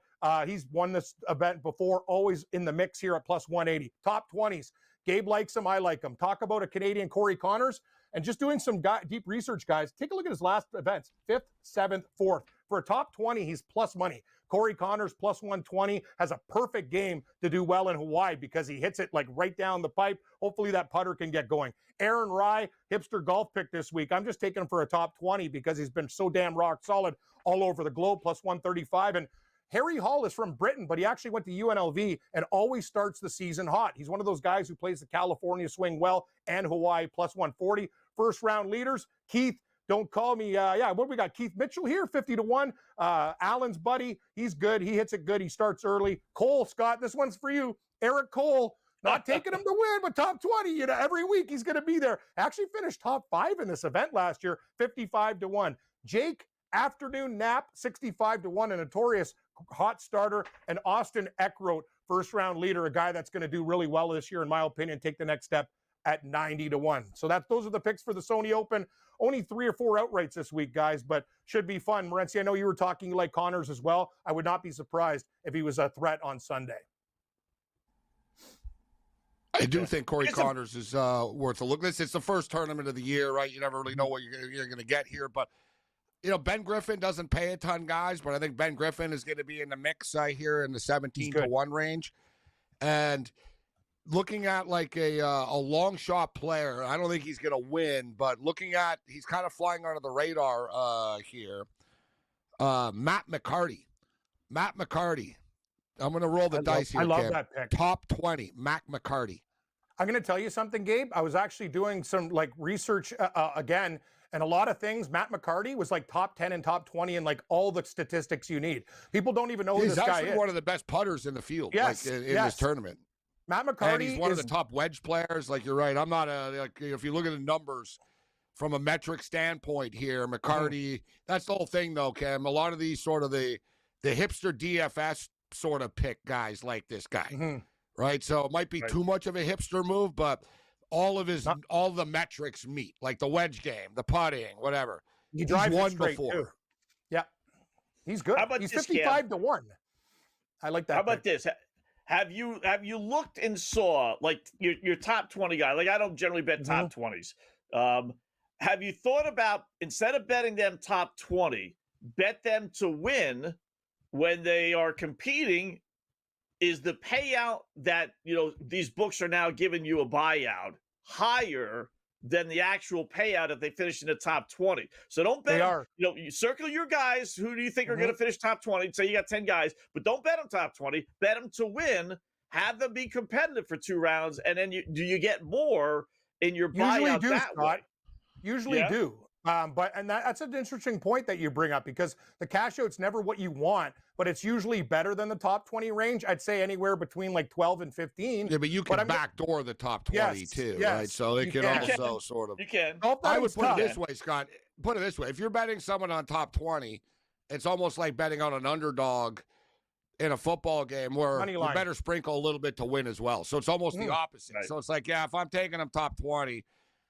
You don't want to get patted on the back after. Oh, great pick, Morency, with that top 20 with McCarty. I can't believe he won. And you're like, yeah, I only took him top 20. It's a good point, Gabe. If you're using denominations of $20, minus 110. You're using $20. Exactly. Right? Like a lot of guys will use 50, 100. I'll just use an example of $20. You put 15 on him top 20, but you got to put 5 on him to win. Because what's the point? If he wins, like, it's a little sprinkle job. So I agree 100%. Like, these guys, you have to put something to win, even if it's a few bucks, because you'll sit there beating your head against the wall going, wow, I can't believe I picked him this week and he won. Look, Brady's a big golf bettor, Scott. And we talked to Brady. Brady's approach, he says that he puts less to win and more on the top 10s and top 20s and the matchups. So, like, because the win is pretty random, dude. You got 80 guys, 90 guys, 150 guys, whatever. Like, it's a lot of freaking guys, like, in a tournament. So it's like, it's random. It's hard to win.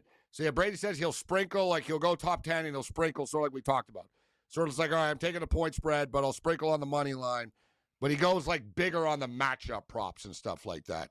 I agree, Gabe. Right. That's what you have to do, like more top 10s and 20s, because only one guy wins the tournament. So you can do it yourself, find out your own denominations. But if you're going to take a guy to top 10 and top 20, you got to sprinkle on the money line, because if he comes in, you're just sitting there going, I'm leaving money on the table. It's Brady's very good at that. He knows what he's doing. Yeah.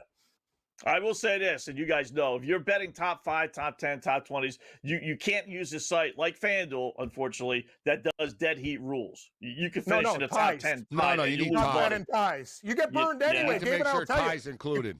I'm telling you, Scott, how many times I've had guys finishing T21, 22 with the ties at 20. It's hard enough. So make sure you get a little bit less, but you get ties. Ties are important because a push is a win. It says ties included. Yeah. That's exactly. The term. Ties included. Ties included. Thanks, Jeff. Appreciate it, man. Later, guys.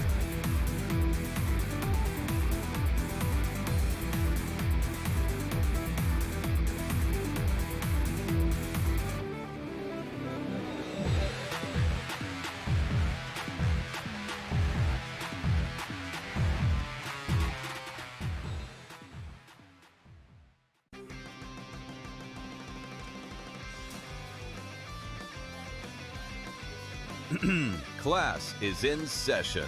Today, let's talk about the teaser. A teaser is a multi-leg bet where you shift the point spread in your favor. You get better numbers, but every selection has to win. It doesn't matter what you bet if you don't have the insights. Tune into SportsGrid and get ahead of the class. They have one more win than Chicago, and they literally beat Chicago in Week 17, and yet the Niners are on the road and the Bears are at home. Why? Because of an outdated rule that says, well, winning your division is the holy grail. Rewarding an 8-win division winner with a home playoff game is like giving the corner office to the guy who won the office fantasy pool instead of the guy who actually closed the accounts all year. The Early Line, only on SportsGrid. Maybe the fact was that the kicker just blew a 44-yard field goal. Now, by the way, I feel horrible for this kid, Tyler Loop, who made every single field goal this season 44 yards or less. But the extra point that was missed just before that by Chris Boswell was the only extra point that he missed all season long. So did they bless that same holy water when Boswell missed the extra point? Come on, guys. Let's get it. Newswire, only on SportsGrid. It's going to open up Pandora's box. But I will say this. I do believe players that sign now, like Najee, should not be eligible now, but should have to sit out and come back in next year. It's just a slippery slope. And I agree with people like Tom Izzo. I don't like it at all. College basketball today, only on SportsGrid.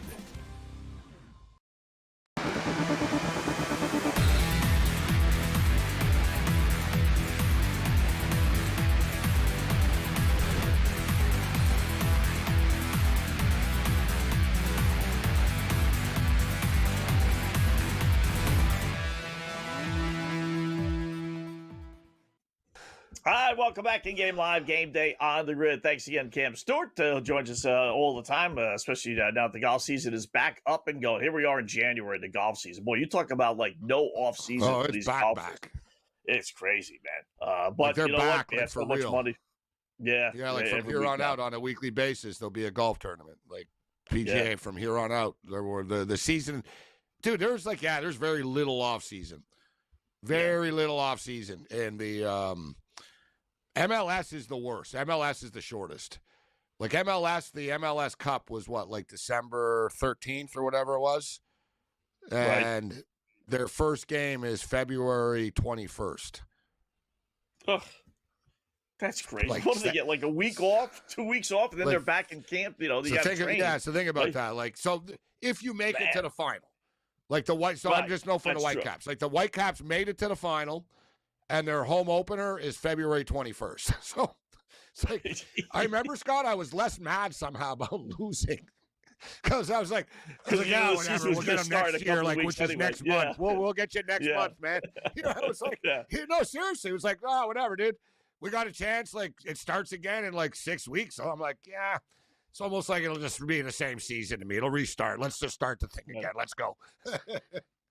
That's crazy. That's crazy. NASCAR's like that, too.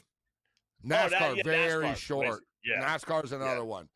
Same with F1. Like F1, Scott's like pretty crazy, and then they go into testing and stuff like that. So like you know, guys, like when these NASCAR and F1 teams aren't racing during the season, they just don't show up with the car, man.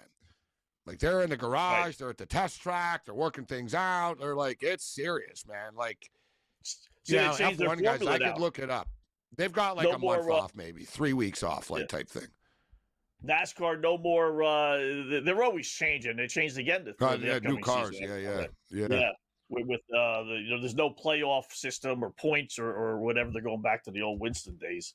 So their playoffs never worked. It's like golf. It just doesn't. It doesn't work. Except like, the fact Scott, like you can't. Yeah. And I'm a big car racing fan. The problem, though, Gabe, is they only have at least golf has 4 majors and some other major tournaments that they can all kind of look toward. Like they got the Daytona 500 for the casual, which is what I am. And you know what's crazy? The Daytona 500 is the opening race. It's the opening race. It's fun. So it's all downhill for people. They're like, oh, I saw a Super Bowl in NASCAR. It's the opening race, like the Daytona. And the thing is, Daytona 500 is random. Races. You know what the problem is? It's sort of like golf. It's like no one cares about your FedEx Cup playoffs. You got the Masters and stuff like that. That's what the majors are for. Right. And it's the same thing like with the NASCAR. Like it just doesn't work. Like Formula One has it right. They don't do a playoff, Scott. Right. Whoever has the most points at the end of the year after the race is the champion. Dude, you could argue playoffs do not give you the best team. Best teams don't win in the playoffs. It's like your bracket, whatever, this or that. Like, in Europe, all the soccer leagues, they don't have playoffs. Like, you know what I mean? Like, Manchester United, you win by being the best team in the regular season. You are the champion. Like, they gave you are the champions, right? They, they don't do this playoff stuff, right? It's more of a North American type of thing. And you could argue, put it this way. You play fantasy football. Right. How many times is the team with the most points doesn't win? Doesn't win, yeah. That's why I always join leagues. Because it's random. I always join leagues that give a champion of the regular season some money. Well, you see, so you want it when it's your money, but you want the playoffs when it's their money. You see what I'm saying? Yeah. Because everyone wants the playoffs. Because, it's the playoffs are fun. But you know what? But what's cool about it now in the EPL and these soccer leagues, the regular season games matter now, Scott. It's like college football. They used to matter. It used to be like, no, you can't lose. Like now it's like, don't worry. You can lose 3 times and get in the playoffs. Yeah. We've made everything softer and easier. Yeah. That's the downside. But my last thing about NASCAR, 12, Scott, so they do these playoff things, but it's freaking confusing because they were like, you got 4. They start with like, there's 16 guys or 12 guys in a pod, like, but everybody else is still racing, Scott. It's still racing. Yes. It's the dumbest thing. Because it'll look dumb, and they don't want to just have 4 guys racing. They almost should. That's the way I would do it. It'd be like, you losers get off the track. That'd be funner. Now these are the 4 badass guys. They're going head to head now. Now, Scott, because you're in the playoff, you don't even know. You're like, oh, this guy's in his way. Is he even in it? Who's who? Right. You got a bunch of other jackasses that don't like the guys in the playoffs. And they actually cutting each other off. And, oh, yeah, they do. They're like, I'm going to get you back, man, later in the year. And if you're in the playoffs, I'm going to crush you. And I got nothing to lose by doing it. Yep. Mark and they do it. Next. It's the one thing I like about the NASCAR guys. They are bitter.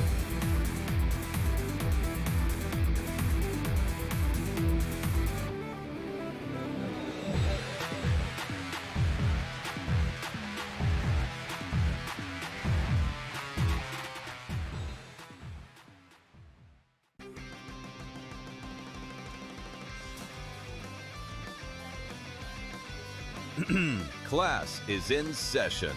Today, let's talk about the teaser. A teaser is a multi-leg bet where you shift the point spread in your favor. You get better numbers, but every selection has to win. It doesn't matter what you bet if you don't have the insights. Tune into SportsGrid and get ahead of the class. They have one more win than Chicago, and they literally beat Chicago in Week 17, and yet the Niners are on the road and the Bears are at home. Why? Because of an outdated rule that says, well, winning your division is the holy grail. Rewarding an 8-win division winner with a home playoff game is like giving the corner office to the guy who won the office fantasy pool instead of the guy who actually closed the accounts all year. The early line, only on SportsGrid. Maybe the fact was that the kicker just blew a 44-yard field goal. Now, by the way, I feel horrible for this kid, Tyler Loop, who made every single field goal this season 44 yards or less. But the extra point that was missed just before that by Chris Boswell was the only extra point that he missed all season long. So did they bless that same holy water when Boswell missed the extra point? Come on, guys. Let's get it. Newswire, only on SportsGrid. It's going to open up Pandora's box. But I will say this. I do believe players that sign now, like Najee, should not be eligible now, but should have to sit out and come back in next year. It's just a slippery slope. And I agree with people like Tom Izzo. I don't like it at all. College basketball today, only on SportsGrid.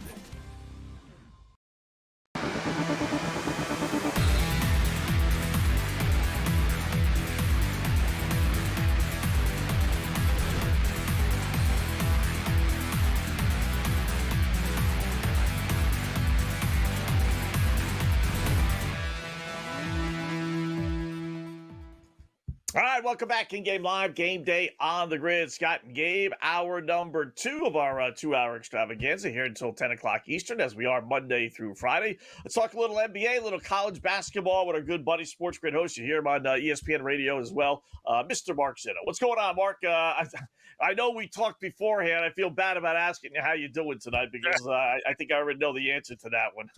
Well, I will say this much. Just be on the lookout for the Bad Beat segment with Scott Van Pelt and Stanford Steve for Colorado plus 8.5.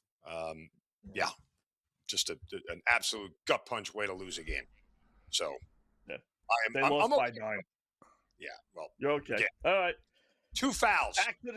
Two fouled twice. Yeah. Colorado fouled twice. Down by 7 in under 10 seconds. Let the investigation begin. Yeah. That's what we said. And oh, by the way, against a Cincinnati team that is the 5th worst free throwing and shooting team in the nation. Wow. That's and they missed a couple of them. Actually, the last one with 2 seconds left, they missed the first of 2, and just to put the dagger in a little bit more, just to get your hope up, you get out of there, with a win. I mean, is there a world where the guy could have just thrown it off the backboard and said, "Woohoo"? Nope. Had to make so. The ups and downs of betting daily of college basketball. Yeah. You got to have thick skin, as you know, Mark. It's a cold world. I don't know if you played the Vanderbilt-Texas game, but I brought it up. You saw Michigan lose. They were undefeated. You saw Iowa State go down. You know, these things always happen in bunches. And we're at the time of the year right now where eventually teams are going to start to lose basketball games. So I rolled the dice with Texas plus the 4. We got a close game so far. 27-25 Horns right now. 7.5 left in the first half. Did you play any of the late games here, Mark? No, not in this. Well, I'm lying. I have Kansas State, but it started out really poorly, and now Kansas State's making a little bit of a game of it. So once again, even the Colorado game, they started out terrible in the first half and clawed their way all the way back in this thing. So I have Kansas State on the money line tonight, and I hope they can figure out a way. I mean, this UCF team, unconscious. They shot 57% in their last game, and I'm like, there's got to be some regression. Nope, 57% again. So they shoot well on the road, Mark. That's the thing that's a surprise with this team. You keep waiting for the bubble. All right, they're gonna have a flat for this or that, and no, they're a damn good team this year. We got to give them credit. Yeah. Beat Kansas at home. So how about Santa Clara and Pacific later on here in about 20 minutes? Santa Clara and Pacific get underway. Santa Clara laying 12.5. I told you to break. They've beaten and covered 8 straight against Pacific. So, I mean, look, they're played 12.5. These West Coast Conference teams that are dominant. I mean, when I get big numbers like this, my other instinct is to just play the team total, right? And try to look at it from that standpoint, where I don't have to worry about covering a big number. As long as they pace and play to their projection here for their home numbers, they should theoretically, go over that number. But it's tough to tell one way or another. Some good late night games tonight. Yeah, good late night games, guys. You got Michigan and Washington, and you got Duke at Cal tonight. So you got these Midwest teams or South teams, whatnot, on the West Coast this evening. Mark, always an interesting handicapping situation. Michigan haven't played in Seattle in 32 years, so an uncomfortable environment. West Coast, late night start. You got Duke going into Cal. Man, there's a lot of money between those two Cal and Duke alumni fan bases. A lot of smart people in the room. But you know that gym's going to be fired up tonight. And Cal are a good team this year. Montgomery's doing a great job there. Yeah, they are. Look, I mean, it's a team that has shown a little fight. Has shown a little bit of moxie, if you will, at some point in this season. But again, I think I look at this team and I wonder how Michigan is going to bounce back. Right, they're coming off the loss, and it feels like a pound of flesh game here for Michigan. But it is a tough spot, so it'll probably be a stay away. Yeah, I'm a Michigan fan, Mark, and I think Michigan by 8-10 type thing. Yeah, they had that nice run. They beat everybody by 50, but that was a dream world, and they've been overpriced since. Mm-hmm. Yeah, no, I agree. I mean, it's really hard for me to look at Michigan and not be like the market's going to correct on this thing. I'd like to think it will, but who knows at this point.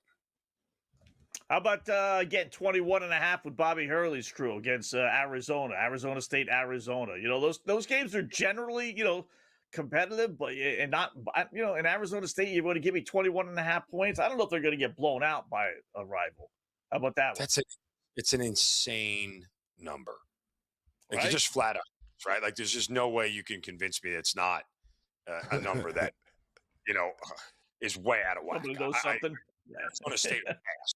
Like, I'm not laying 21.5 against a rival. Yeah. I know. Look, Arizona's a team that I picked to win the whole thing. So I know how good they are, but I just would never, ever lay that kind of number. The one that sort of I haven't pulled the trigger yet. Do we take TCU plus the 13 tonight, Scott? That's the one that I'm sort of looking at later. TCU at BYU. Yeah. There should be some points in this game, too. But it's a lot of points to be laying 13. It's a lot of points, Mark. Scott. Hard to bet against BYU at home. It's really, really hard. Yeah. Look, I'll say this, guys. I can't recall a year where I've seen this many double-digit spreads on every single night. Everything seems to be 10, 12, 13, and they're getting upwards of 17 and 18 in certain spots. Like, to me, it's just I can't recall seeing a time in recent years where we've seen this many large spreads. And I don't know if it speaks to the disparity between good and bad teams, or odds makers are starting to make people pay a premium on these good teams that the public wants to bet. That BYU basketball team is like symbolic of the BYU football team. No matter what they do, It's always like, yeah, it's BYU though. You know, I mean, they're a good team. They scored 90 points every single game. It seems like. But Yeah, it's and always like, yeah, you know, at home. That's the thing. Like I wouldn't bet against them at home. And They they're shoot coming the off of 2 straight losses. They're going to be. They've lost. You know, they've that's lost 2 even pretty more close reason games. to bet Yeah. BYU. Yeah. I mean, TCU could be in BYU has trouble. back on deck, so it's a much bigger matchup. So I get the look ahead spot there. But you know, what is TCU this year? It's hard to figure out. Well, that's what I say. TCU's off the 2 losses. They were rolling along, but they lost. They blew the 9-point lead, but they played well, Scott, at Kansas. Remember, they were in the game. Yeah. They actually had like a big lead late. They blew the. Big lead, they were up by. They're up by 9 with a minute left, and they managed to lose. Then they hung around with Arizona, right? 86-73. The game got away for them late a little bit here, but yeah, that's why I said I didn't pull the trigger, but it kind of does feel like a spot that BYU probably wins by 17 or something. Yeah. How about some NBA? Knicks laying 11 at Sacramento. Big numbers. Speaking of big numbers. I mean, I'm not going to do it. You know, maybe a Knicks team total. That's a low number. I mean, I know the Knicks are still missing Josh Hart and Landry Shamet's out as well. So it's hard to know if they're going to still, but Sacramento's defense is bad. Like maybe a Knicks team total probably is the way to go here with a total of 229.5. What number are we looking at here for a team total? Let me pull this up here. You could catch the Knicks sleeping tonight, I think, maybe, Scott. Well, Mark gets the number as team total. That's the part, like Sacramento, they got nothing to lose. You know they're going to shoot. They'll be fired up because it's the Knicks. There'll be an energy and ability. Yeah, it's Knicks the are one still thing. Yeah, the Knicks are a terrible road team against the spread. Like literally one of the worst teams in the league on the road ATS. And one thing with Sacramento, even though they suck, there is energy in the arena. And they're coming off of 2 straight wins. They beat the Rockets 111-98, and they beat the Lakers 124-112. So I think the Kings could be like our friend Mark Lawrence would say, it's the clothespin or plug your nose pick, the ugly dog, you know, whatever you want to call it. You know, the Kings tonight. Yeah. Mark, good job, man. Appreciate it. We'll do it again soon. Thanks.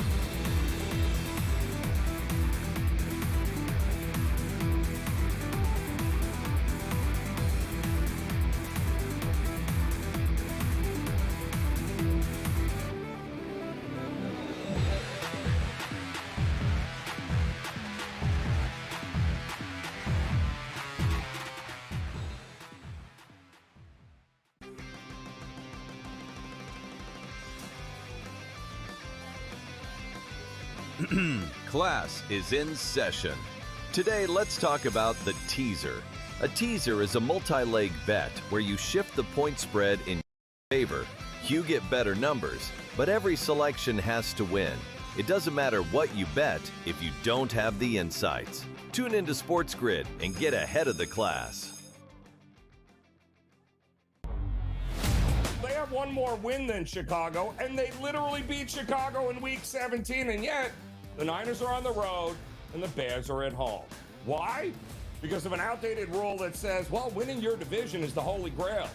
Rewarding an 8-win division winner with a home playoff game is like giving the corner office to the guy who won the office fantasy pool instead of the guy who actually closed the accounts all year. The Early Line, only on SportsGrid.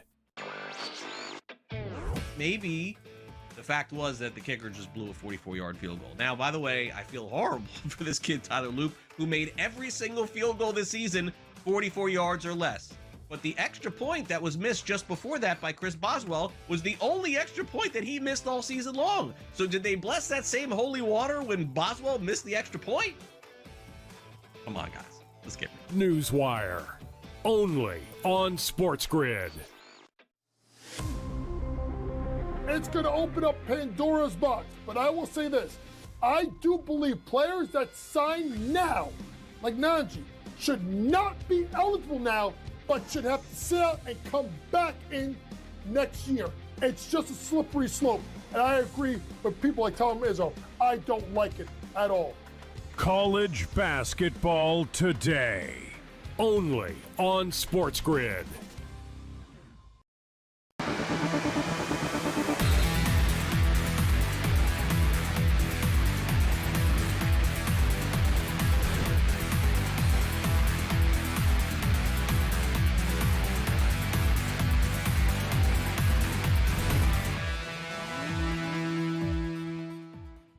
All right, welcome back in Game Live, Game Day on the Grid. Thanks again, Mark Zito, joining us as he does from time to time, SportsGrid host, and you can read him on ESPN. Just found out he's got an article posted on college basketball. So some of our earlier plays, we got Temple down 10, 51-41, 8.5 minutes left. Just kind of hanging around, maybe get that backdoor cover. My Salukis lead Drake 64-55. That's 119 points with 3:27 left. So unless something crazy happened, I told you at the beginning of the show that under 147 was just like that line. I don't know where they came up with that line, but again, it's not over. So I've seen a gazillion points be scored the late Valley, as Mark kind of attested to. I got Kansas State. They're down 7 at home against UCF with 5 minutes left. They made a little bit of a run, but they're still, puncher's chance, but they're still down a decent number right now. So Texas up 8 now. Texas have taken an 8-point lead, 38-30 for the Texans. I told you guys, I think they went outright, but I didn't. I just ended up taking the points, thinking a close game. So, and the big one though we talked about was the Denver Pioneers, right? In which they're 15-1 to the over on the season. They made the total. It closed at 156.5. It's 45-39 with 2 minutes left in the first half. And the in-game total is now 173.5. This Denver Pioneer team, man, has been straight cash with the over so far this year. So it's on pace. Nice start, nice pace there. Game we didn't talk about, UCLA leading Penn State 29-23. UCLA were like 4.5 point road favorites in that game. North Carolina's up by 3 on Stanford right now, 34-31. They're laying 3.5 in-game. Right there. Arkansas 44-30 on South Carolina. Big total in that one, 172 and a half. But yeah, busy night tonight, Scott, of college basketball and a bunch of cool late night games. TCU, BYU, Michigan, Washington. We got some good stuff coming up later tonight. Yeah. Even Nevada, Utah State game. It's a big Mountain West game.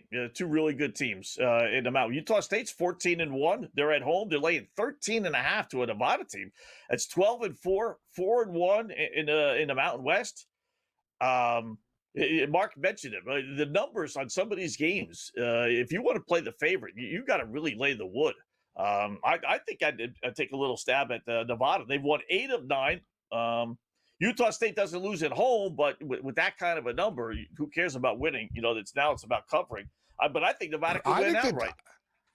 Yeah, I think it's a dog week now, personally. Like we talked, like I said, guys, look, Michigan lost outright. Iowa State loses outright. Yeah. Vanderbilt right now, they're 16-0, whatever. They're only laying 4.5. They're losing by 8 right now, late in the first half.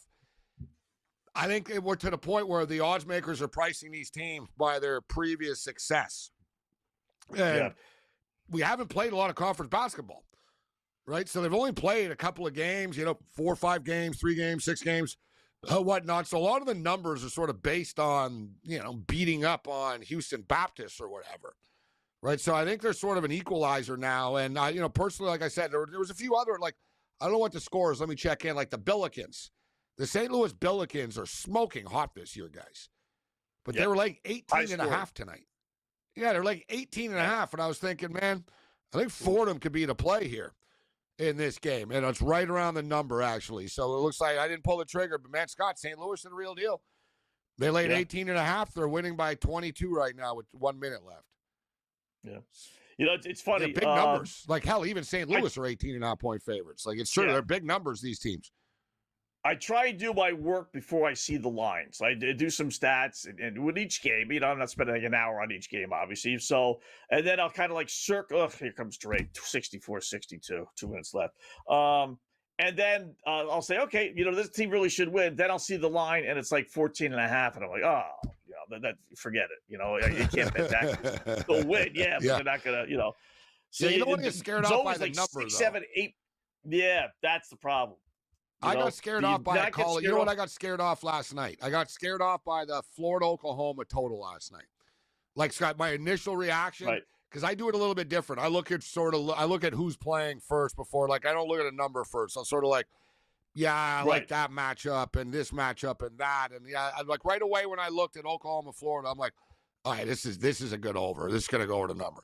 It was like 156, 157 and a half, and then I did too much. I dug in too much. Oklahoma can't shoot and all this and that, and game sailed over the number. Look at tonight. Like, almost, another little thing, guys, where we can outthink ourselves. The Raptors tonight were +1 against the Pacers, Scott. Yeah. Like, why? Because, RJ Barrett's not playing, and, the Pacers have won 2 games in a row. I guess they were on a 3-game win streak. Right? They made it a little competitive late, but they were also down by 20 at the half. And I didn't hammer it. I was like, man, the Raptors, and I was like, all right, I'm going to bet it, but what, am I walking into a trap? What do they know? I don't know type of deal and all that type of stuff. So you can't overthink things. If you like it, bet it, right? And if you don't really like it, don't force it. Yeah. The number one thing I try and tell people, just be consistent. Don't go, all right, I'm going to do it for a game. Oh, it didn't work. Either play the side that you like, regardless of the line, or if you want to read lines, and I try sometimes, then always play the other side. You know what? That's got sucker written all over. If you start flipping back and forth, then you'll give yourself agita, because you'll lose every single time the bet you thought was wrong, and you'll lose every single time you bet the game regardless of the line. So it's just kind of take a side and just do it. But like you say, you can't do it blindly. Like I talked about it with American University, right? Are they good? No, right? Whatever. Like their games aren't even on TV anywhere. It's even hard to find a stream for one of their games. But I caught on. I'm like early in the season, and I was like, they're going over all the time, and I was riding it. But eventually, the odds makers, like I told you, Scott, it was like, it was going over 129.5. It was going over 132.5 early in the year, 136.5.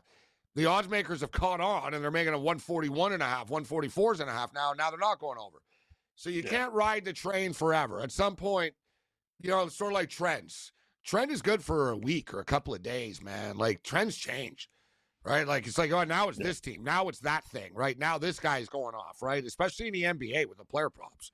It's like whack-a-mole, man. Like, it's like, you don't even realize, this guy in Utah scored this much, and oh, boy, like, it's hard to keep up with it, but they're out there. It's like gold, man. If you search, it's there.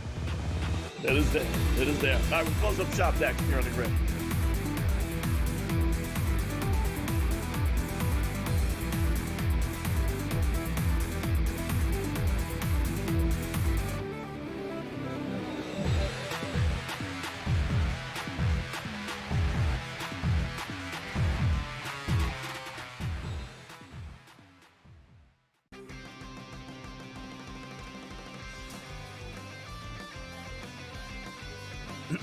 Class is in session. Today, let's talk about the teaser.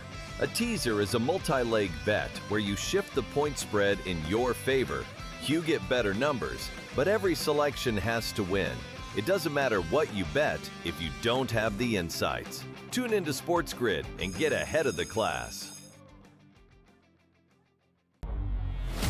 They have one more win than Chicago, and they literally beat Chicago in Week 17, and yet the Niners are on the road and the Bears are at home. Why? Because of an outdated rule that says, winning your division is the holy grail. Rewarding an 8-win division winner with a home playoff game is like giving the corner office to the guy who won the office fantasy pool instead of the guy who actually closed the accounts all year. The Early Line, only on SportsGrid. Maybe the fact was that the kicker just blew a 44-yard field goal. Now, by the way, I feel horrible for this kid, Tyler Loop, who made every single field goal this season 44 yards or less.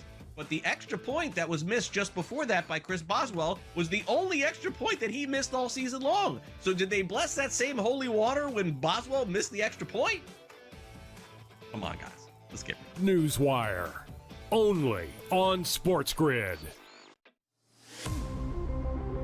It's going to open up Pandora's box. But I will say this. I do believe players that sign now, like Najee, should not be eligible now, but should have to sit out and come back in next year. It's just a slippery slope. And I agree with people like Tom Izzo. I don't like it at all. College basketball today, only on SportsGrid.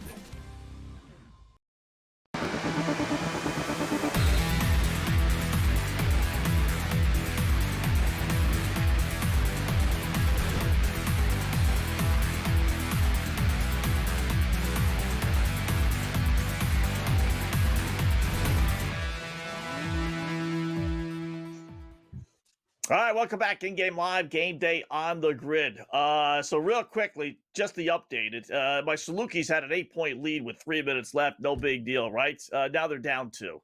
And Drake's got a free throw with 16 seconds left. So either way, Southern's going to have a chance to send this game to overtime. If this freaking game goes to overtime, there was no way in the world this was on pace for over 147 and a half. We're at 132. If we go to overtime, it's going to be at least 134. The game's going to go over. If this game goes over after playing 5,000 games of 55 50s, and they post a 147 and a half, I'll just blank the bed. I really will. So, not to mention my Salukis are going to lose at home, which they don't do too often. But all right, that's one we're keeping an eye on. I won't look at it. I can't find my TV's not working on ESPN Plus for some reason. Speaking of doing things too often, I just clicked Sacramento Kings plus 11, which I don't do too often. I used to bet Sacramento more, but you know what I'm saying? So yeah, I'm rolling the dice. Yeah, the Knicks. What are the Knicks? What's the Knicks record ATS on the road this year? Like 4-10 or something? Like, yeah, it was 4-8 the other night. Yeah, whatever. It's in that ballpark, guys. They're not a good road team. I know it's not good. They're not a good road team, ATS. Like, when they win, they don't win, like, by a lot. You know, how jacked up are they going to be tonight? Sacramento on a nice little run. Like we said, they beat the Rockets outright. They beat the Lakers outright. They'll be fired up. It's not about a team's record, guys. Like, people look at teams' records and stuff. You got to think, too, the human element of it. Right, number one, all these guys in the NBA really don't care what the record is, guys. They're making $50 million a year. Like, seriously, I'm dead serious. Right? It's like, yeah, whatever, dude. Like, I'm scoring points. I got a nice car. I live in whatever. Like, they're happy. And that's the whole thing. You don't want a miserable room. So Sacramento are in a good mood. I didn't want to watch them play. Like, they got a bunch of dudes that want, like, stat guys. So all these guys are always eager to put shots up and stuff. And now they've won. The crowd is into it. So, yeah, give me Sacramento. And in the other King game, LA Kings, Vegas Golden Knights. Let's go over 5.5. I just think it's a little light here between Vegas and LA. So over 5.5 goals there. Michigan, Washington, over 165.5. I begrudgingly think Washington will cover the point spread in that game. 5-13, by the way. Next to worst team. Yeah. And now you're laying 11 points on the West Coast against a hot Kings team. Yeah. So... And you said it. I think teams do. I know it's kind of provincial here, but teams do get up to play the New York clubs. They just do, especially the Knicks. They're such a huge, big team. No championships. I get all that stuff. It's not so much the Knicks. It's New York, and there's fans in the stands also. That's what it is. It's not fans. like the Knicks. Yeah. It's not the Knick brand. Oh, the Knicks. I care about beating the Knicks. It's the fact that the arena suddenly has energy in the building, right? It's like the Lakers or the Rock. Like there's energy in the arena because of the Knicks, because the Knicks have the visiting fans there. Yeah. My late night DGen special, I'm going to go with Santa Clara as well. They're laying 12.5 at home against Pacific. I was telling Mark they're 8-0 straight up and against the spread against Pacific. So for whatever reason, they beat the snot out of this team. So although you don't really need a late night degenerate special tonight with all these late games that are really good. No, there's some real games, real late ones too. Yeah. Michigan, Washington's at 10:30 Eastern time. Arizona State 10:30 Eastern time. Duke and Cal 11 Eastern. I love this on the West Coast for me. Duke and Cal, 11 o'clock Eastern. TCU, BYU, 11 o'clock Eastern. I'm in an underdog mood. I've been talking about underdogs. I'm going to put my money where my mouth is. I'm going to take the California Golden Bears. Plus 14 now. This is ridiculous. Yeah. Dude, it's been climbing all day. People don't respect Cal. Like, they think Cal's some joke. All right, I'll take the 14. Duke aren't invincible. Duke are really good, but this is a lot of points to be laying on the road on the West Coast for a team that's not used to playing on the West Coast. Yeah. 11 o'clock start time, East Coast time. This is a late start. Right. They will be fired. You talk about fired up, Scott, sort of like the Knicks. Like, you're going to tell me the kids at Cal are going to be fired up, the student section tonight, and all that, the fans, because Duke is there. How many times has Duke been at Cal? Not often over the years, I'll tell you that. Guys, Cal are 13-4. They're 13-14. They're not a clown show. And they beat ACC teams. Not like, they beat somebody, too. They beat somebody good. I remember that. Let me look it up here real quickly. Notre Dame, no. They are coming off of 2 straight losses, but they were road games. Okay. It's not easy for Cal. Yeah. Right. Beat Utah. Oh, they beat UCLA. I knew they beat somebody pretty good. Yeah. They beat UCLA. I knew they lost 78-75 at Virginia Tech in their last game. There's no shame in that. Yeah. Like now they're like, and dude, like I said, they're back in California. I like betting on the team that goes to the West Coast in the second game. Like you get Stanford, I'll bet you on. So, game it up. We're back tomorrow night right here on the Grid.